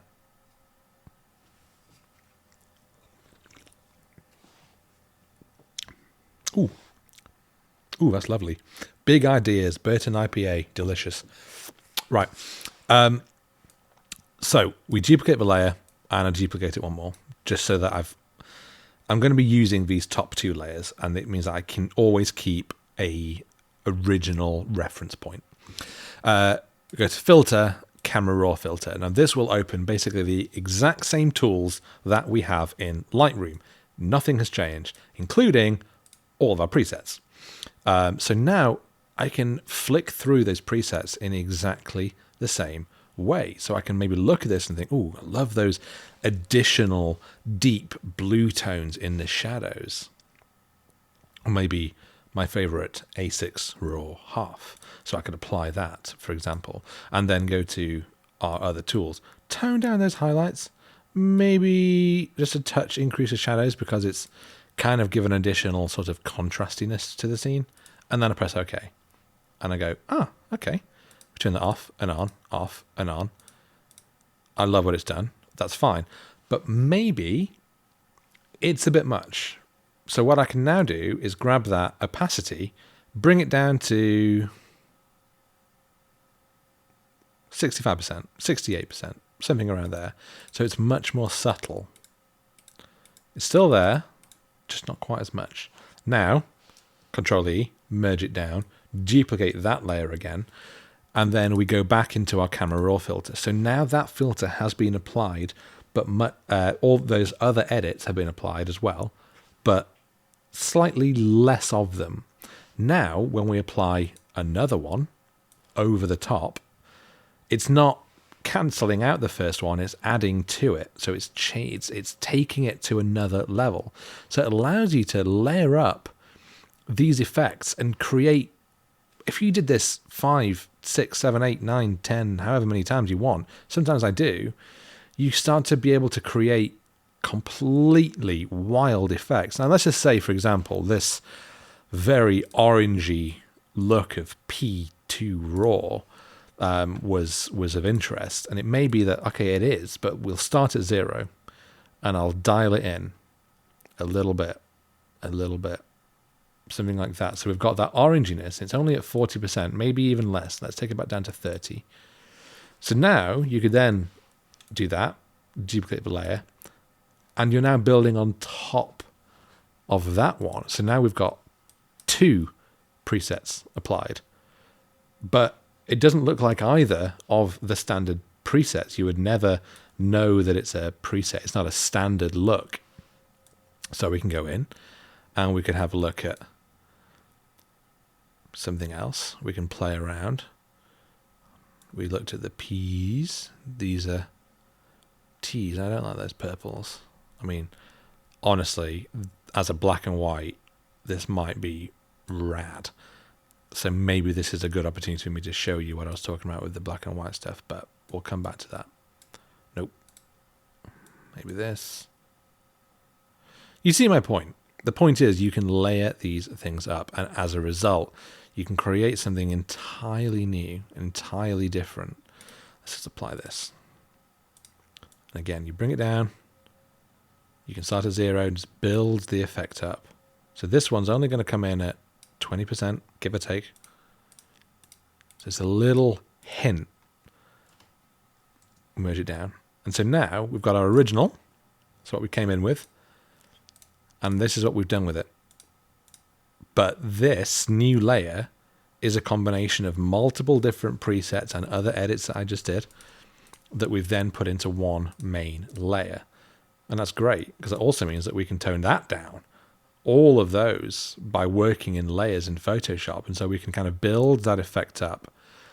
And I might say, yeah, I really like what it's done. I like that extra warmth, that kind of kiss of light that's coming in as the sun is very clearly coming out from the clouds way over here, casting that light in across these rocks, across the lighthouse, but just not completely. Not at 100, it's a bit much.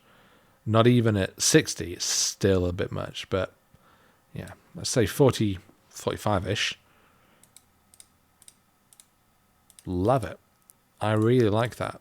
So at this point, I will say save. And that takes us back into Lightroom. And that's this image. And I think this looks really, really good. So what I will do, duplicate this, create visual copy. So black and white.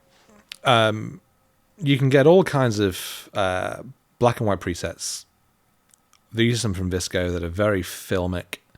You can get ones that mimic, your Velvias, your Kodaks, what your actual film simulation things. I mean, that's actually, I think that looks really nice. But and there are some other ones down here that kind of give very filmic, almost like pinhole style looks to your scenes. However, if you go into your profiles, you click these 4 ones here, and this is the same in Lightroom, not just in Lightroom Classic. There's a black and white tab, and this will then give you all kinds of different black and white options. And invariably, I have found that every single one of the black and white variants I found here, I have preferred to any black and white preset I have ever bought. And in this instance, going through them, these are a bit too contrasty. Black and white 06, and this is standard in Lightroom and in Photoshop. And you've then got this slider, so you can tone it down and have it a very flat image, or you can build it up and make it more so. In this instance, I actually like it right in the middle where it was. I love this. Then we need to tone down those highlights. And I'm also going to make it, I'm going to have a look at a 1-to-1 like this. Let's raise it up just a touch.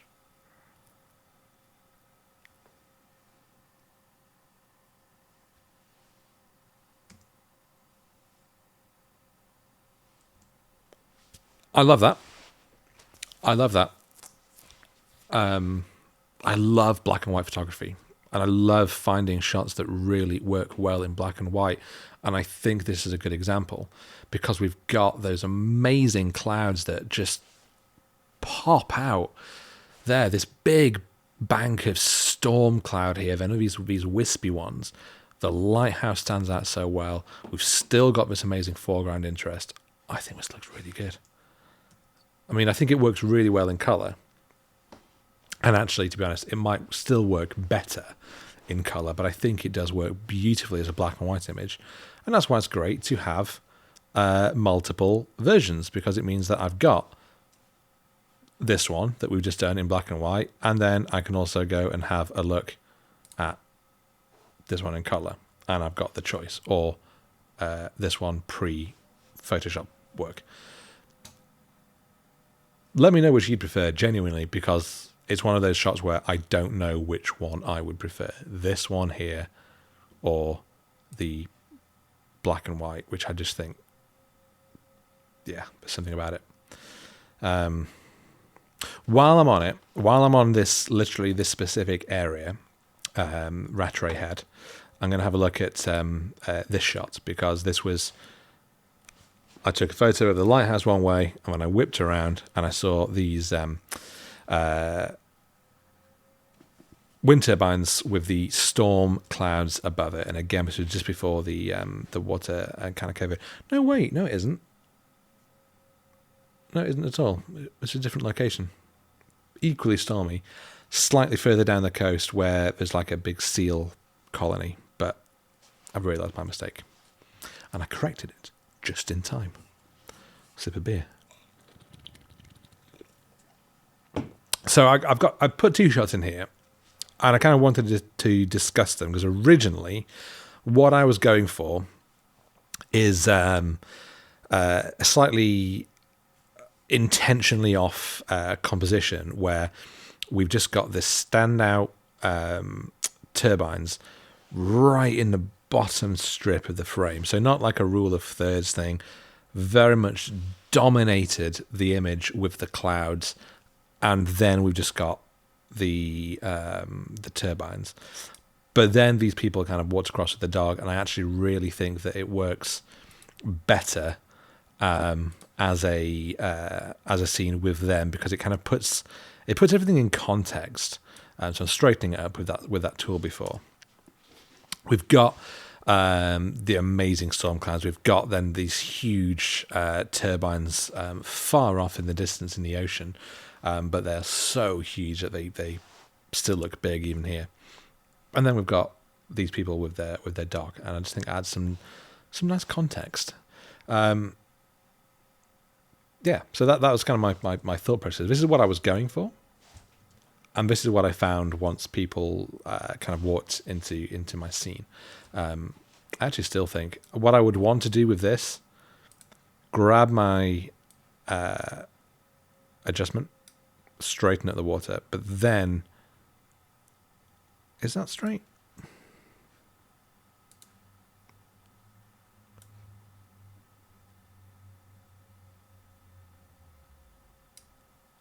There we go. Yeah.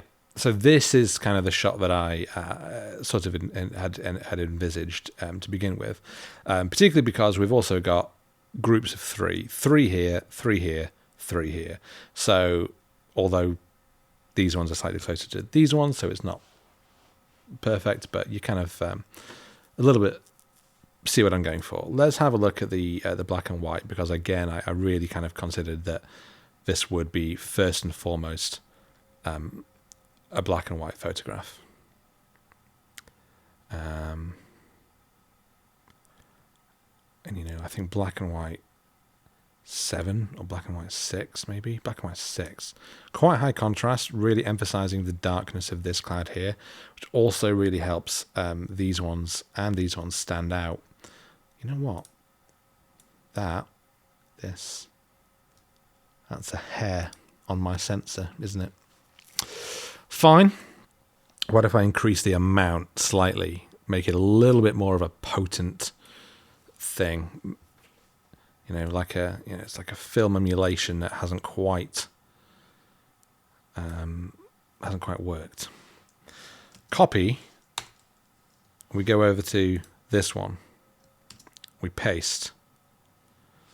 Does that one work in exactly the same way? I would say maybe not.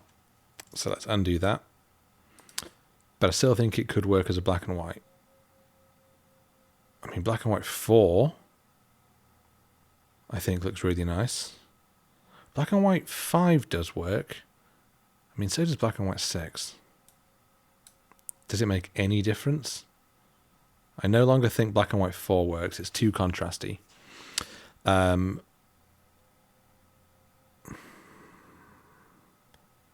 Yeah, these ones don't. The contrasty does work because if I click on 6, we've got darkness here, but that kiss of sunlight is creating this nice sort of highlight on this person's hair, and that's what's helping them stand out in this scene.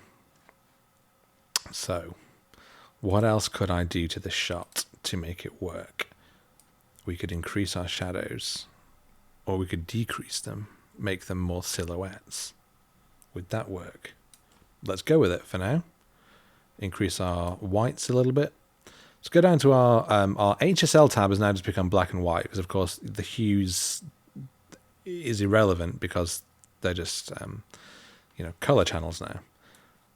Our oranges, we can bring oranges basically is all the beach. So now we can kind of bring that down, because here it's a little bit flat, almost a little bit washed out, but we bring it down, kind of keeps it under control. Greens, slightly irrelevant. There's a little bit of aqua, but almost everything here is going to be in the blue channel. So that's great. It means we can drop it a little bit. There's purple in there too. I'm going to increase the purple. Magenta, probably not so much. We've actually done very, very little. Just slightly toned down the orange of the beach. So what if I brought in a radial gradient as before, intending to emphasize that side light?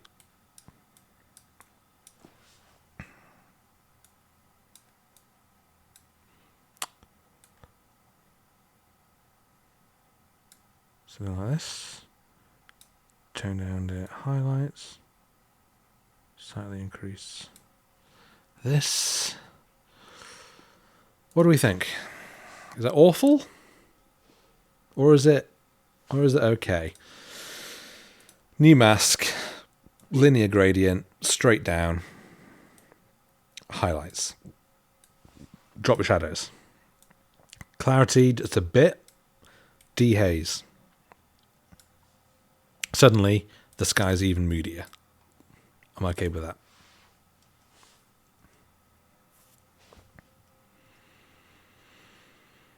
I think this shot has got a lot going for it as a black and white, because we've got very strong figures and we've got the things in the background. But I'm not sure, Let's duplicate it so that we're kind of saving that. And then this one, let's just go to develop, reset. Let's have a look through our Visco presets and go an entirely different way. I like that. I like all of these, actually.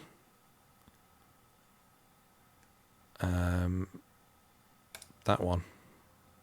Oh, A6. It's my favorite. Probably why I like it. But again, we're going to straighten up that horizon. That looks about right. Okay, we can bring those highlights down. If we increase the shadows, it increases it everywhere. I don't want to increase it on the clouds. So I'm just going to bring it up a little bit, just enough to stop the two figures from falling completely into blackness. I liked them being silhouettes when it was black and white because it was a bit more of a high contrast scene. Here, I want to go in a slightly different direction. We're going to give the whites a little bit of a boost as well. But we're still going to bring in a linear gradient to play with our sky. So again, I'm going to bring that exposure down, maybe bring those shadows down, and we're going to play around a little bit with that contrast and a touch of that dehaze, because look at what that has done. What a beast. But again, it's the emphasis. We've not created anything. Those clouds are just as epic. Same here. We're putting light where that big patch of high contrast sunlight is pouring through, what's catching on this person's hair. All we're doing is emphasizing what's there. And I think it looks really cool as a result. Maybe bring down those highlights.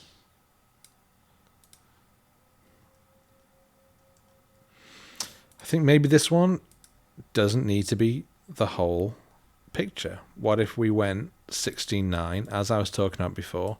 We don't need all of this cloud because we've got so much of it that how about we bring it down to something like this, kind of cutting off this blob of cloud here. It becomes a little bit more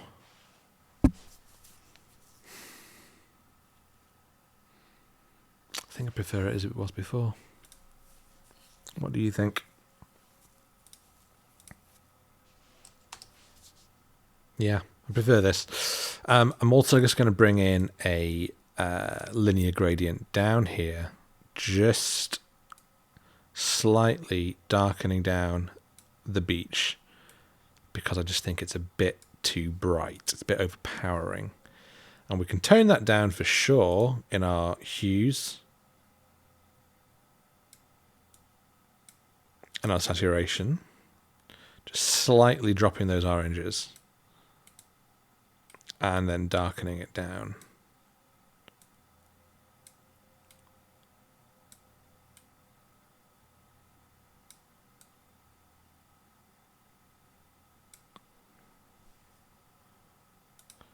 Before and after, before and after, before and after.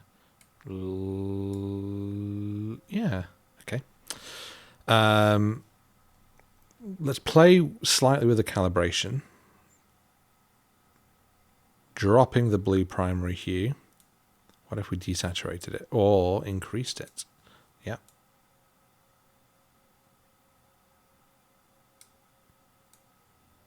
I don't really know what these do, so I kind of just mess around with them and just kind of see where I get to. But I think this is okay. And I'm going to slightly give it a film fade. So there's a before, there's our after. It hasn't wildly changed. We've not edited anything into it. We've not photoshopped big things out. I've not replaced the sky. I have not edited in the figures or the dog. They were all there. I have just slightly tweaked the exposure, emphasized some of the light coming in, and here we are. So what do you think? What do you think of this one? What do you think of walkers on the beach? I quite like it. I think it's okay. It's definitely got a vibe, hasn't it? It's got a mood. And that mood is enjoying a beach despite big storms.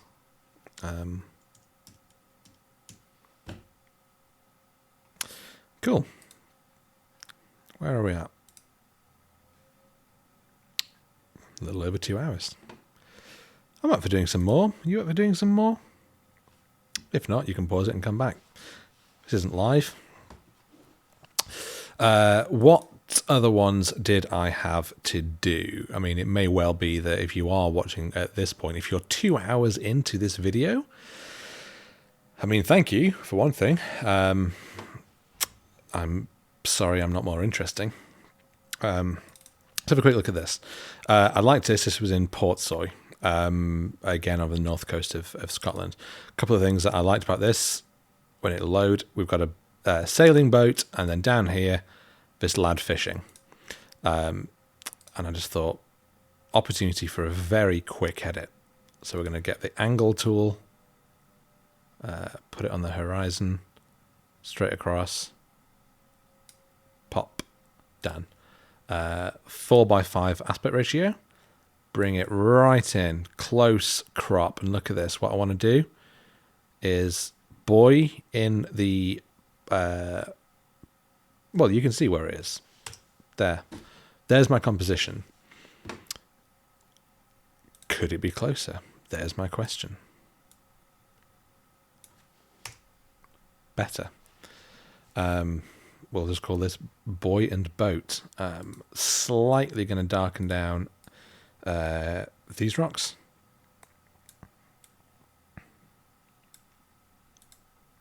And then we're just going to look for a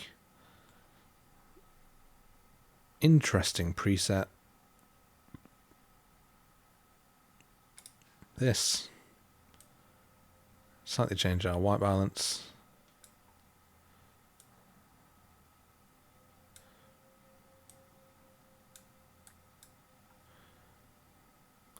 Hues.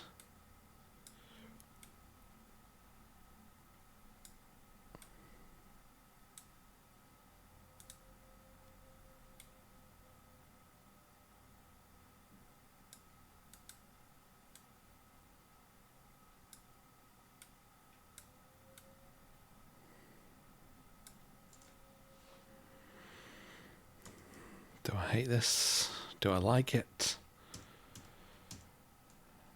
Yeah. Straight out of camera, this sea was purple. So I've tried to take it a little bit more into like a cyan-y blue. A little bit more sort of summery holiday vibes. You know, we've got someone fishing off the rocks. We've got a sailing boat in the background. You know, you kind of want that almost like Mediterranean water vibe.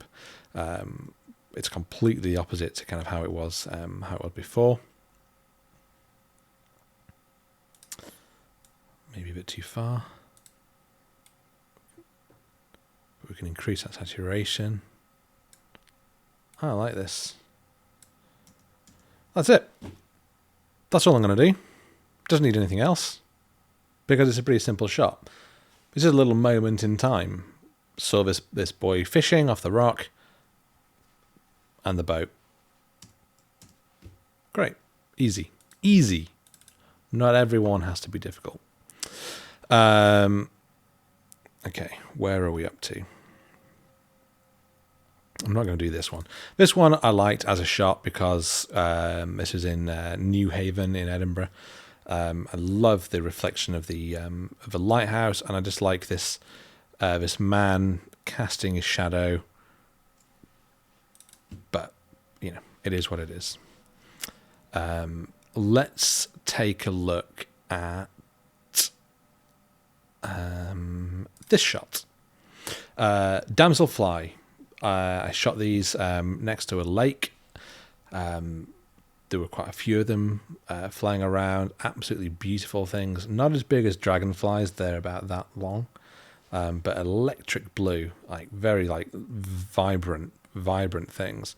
And I'm really pleased with the shots that I got from this. So first of all, the white balance is a bit too warm because this thing was electric blue. It wasn't sort of purpley. And the grasses were definitely not yellow. They were definitely vibrant bottle green. So got a little bit of color work to do. Slightly taking the edge off the highlights, slightly up in the shadows.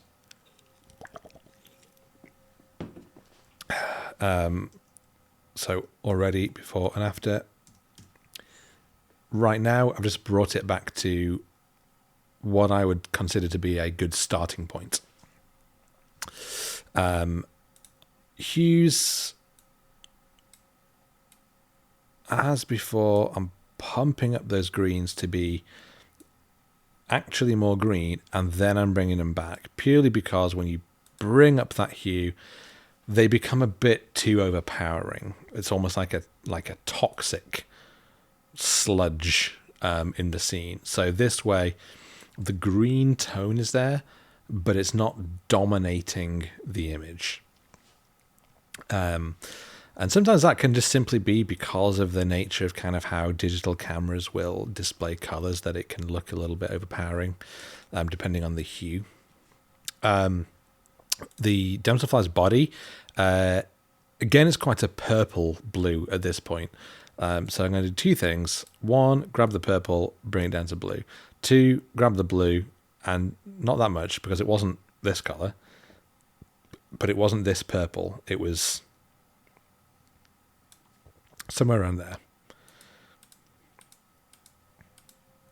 It makes a lot of difference. You can see just how, even though that's only -14, it's made a huge difference.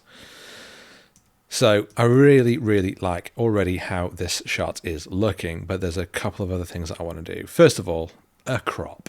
And this one, I want to go wide. And the reason I wanted to do that is, and I think I discussed this maybe in another video. For this, I want the crop to mimic the insect itself. And this damselfly is very, very long, very, very thin. And a lot of this grass and background is basically negative space, which is good to have.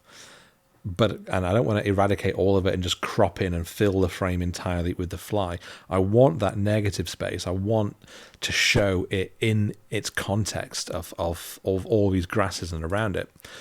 But I think that by doing this,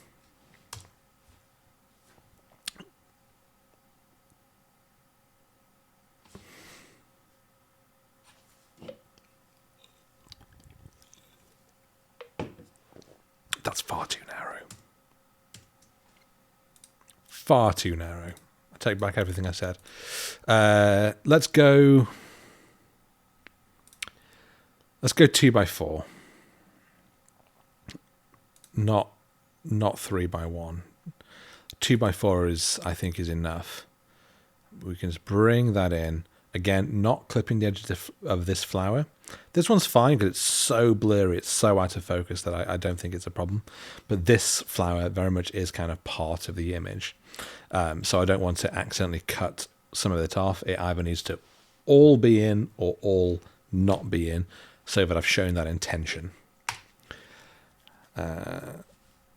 But certainly I can do a better job. Slightly bring this up. Don't like this dark corner. Look at that. That's what I'm talking about. This little bit here. Distracting. So I bring it into there. And I bring this up like that. Much better. Now the shape of the frame really mimics the insect itself. And so everything, I think, works so well. Had we have just brought in these edges, made it, I don't know, 1-to-1 or something of just the insect, you lose its context. And I love doing macro photos, whether it's of insects or mushrooms or flowers or leaves or whatever, where you're showing a small subject, but you're showing it within a larger environment, because these things exist in bigger environments. You know, just getting close up on like the gills of a mushroom is an interesting shot, but showing that mushroom within like the beautiful forest, in the grasses and things around it, tells a really beautiful story. Oh, I thought for a moment I'd cut the petal off, but I haven't. And just like this, I want to keep these grasses. I want to show that it's on one stem, very much by itself. So I think that's important. Color-wise, I'm going to up the whites a little bit, and hear that before and after. And we've definitely already done a lot, but I'm going to bring in another radial gradient. This one quite a big, like a wider one, but still bringing it off the screen, bringing it down, because again we've got, and you can see the highlight running along the running along the insect's back, where it's highlighted along the top and not underneath. That shows where the light is coming from, showing that from above we've got the sunlight casting down, creating a great light. And that is what I'm trying to emphasize here. So I'm upping that exposure, upping that temperature, bringing it down a little bit like this. I think I'm maybe going a bit too far with the temp, a bit too far with this. Something like this, off and on, off and on. So again, it's not about creating light. If I did this from below or from the right, it wouldn't make sense. Look at the eye. Oops. Look at the eye. You can see where this sun is, where that hot spot is. It's coming up from above and a little bit to the left. You can see exactly where it is, and that's what's so important.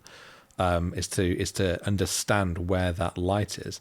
The shadow it's casting, you can see here, this is the shadow being cast on here. So if I had to put the light, this pretend light, off to the right, it wouldn't make sense because the shadows are all in the wrong place. So instead, putting it here fits beautifully with how the shot actually is.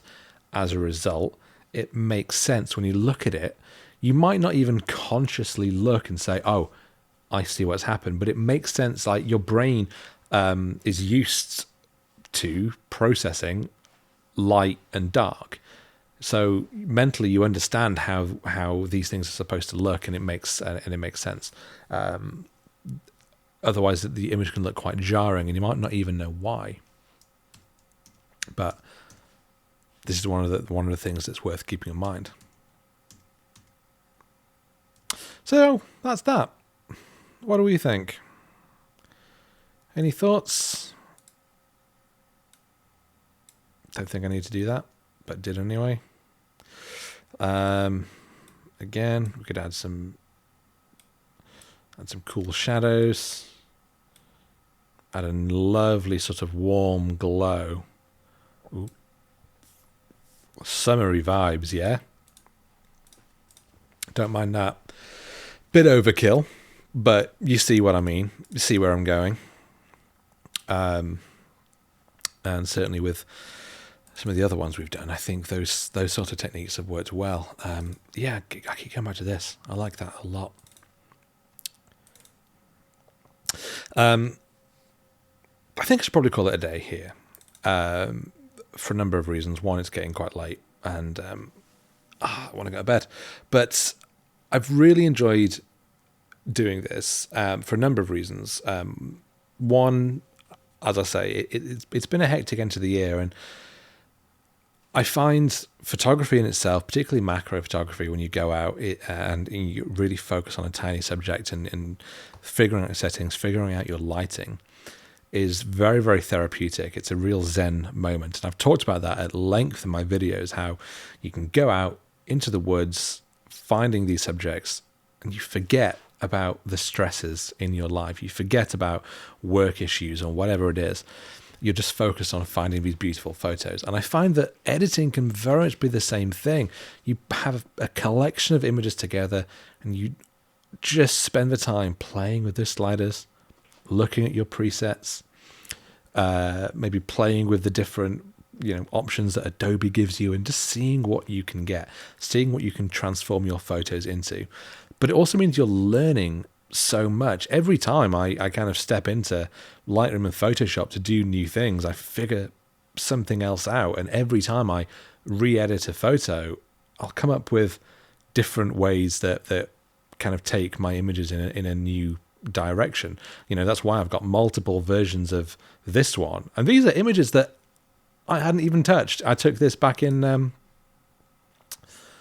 when was it? Well, I know when it was. It was August. And I haven't done anything with them. You won't have seen these on my Instagram page because I thought, it's fine. It's a photo of a lighthouse. But now, I spent the time looking at it and working on the edits. I'm really, really pleased with it. And I've done multiple versions because I decided to try different ways. And so that's great. So I would so strongly encourage all of you who are watching this and are interested in photography to do exactly this. Give yourself an opportunity to have an evening. Make it the thing you do that evening, rather than going out, seeing a film or whatever it is. If you've got a free evening, which is obviously difficult for many of us to put aside, but plan around it. Plan to have some drinks, maybe some crisps or some snacks, a candle. You can buy one of mine if you want, and settle in to really enjoy it, because it is a great exercise. It's a great thing to do. And I have really found that when I've learned more about what I can achieve in the edit, looks like this, it very much affects how I then take my next shots, because I know the looks I can get in post, and you can therefore shoot accordingly, and vice versa. And you start to keep certain styles in mind, and so you will kind of take certain shots, and then that affects things. So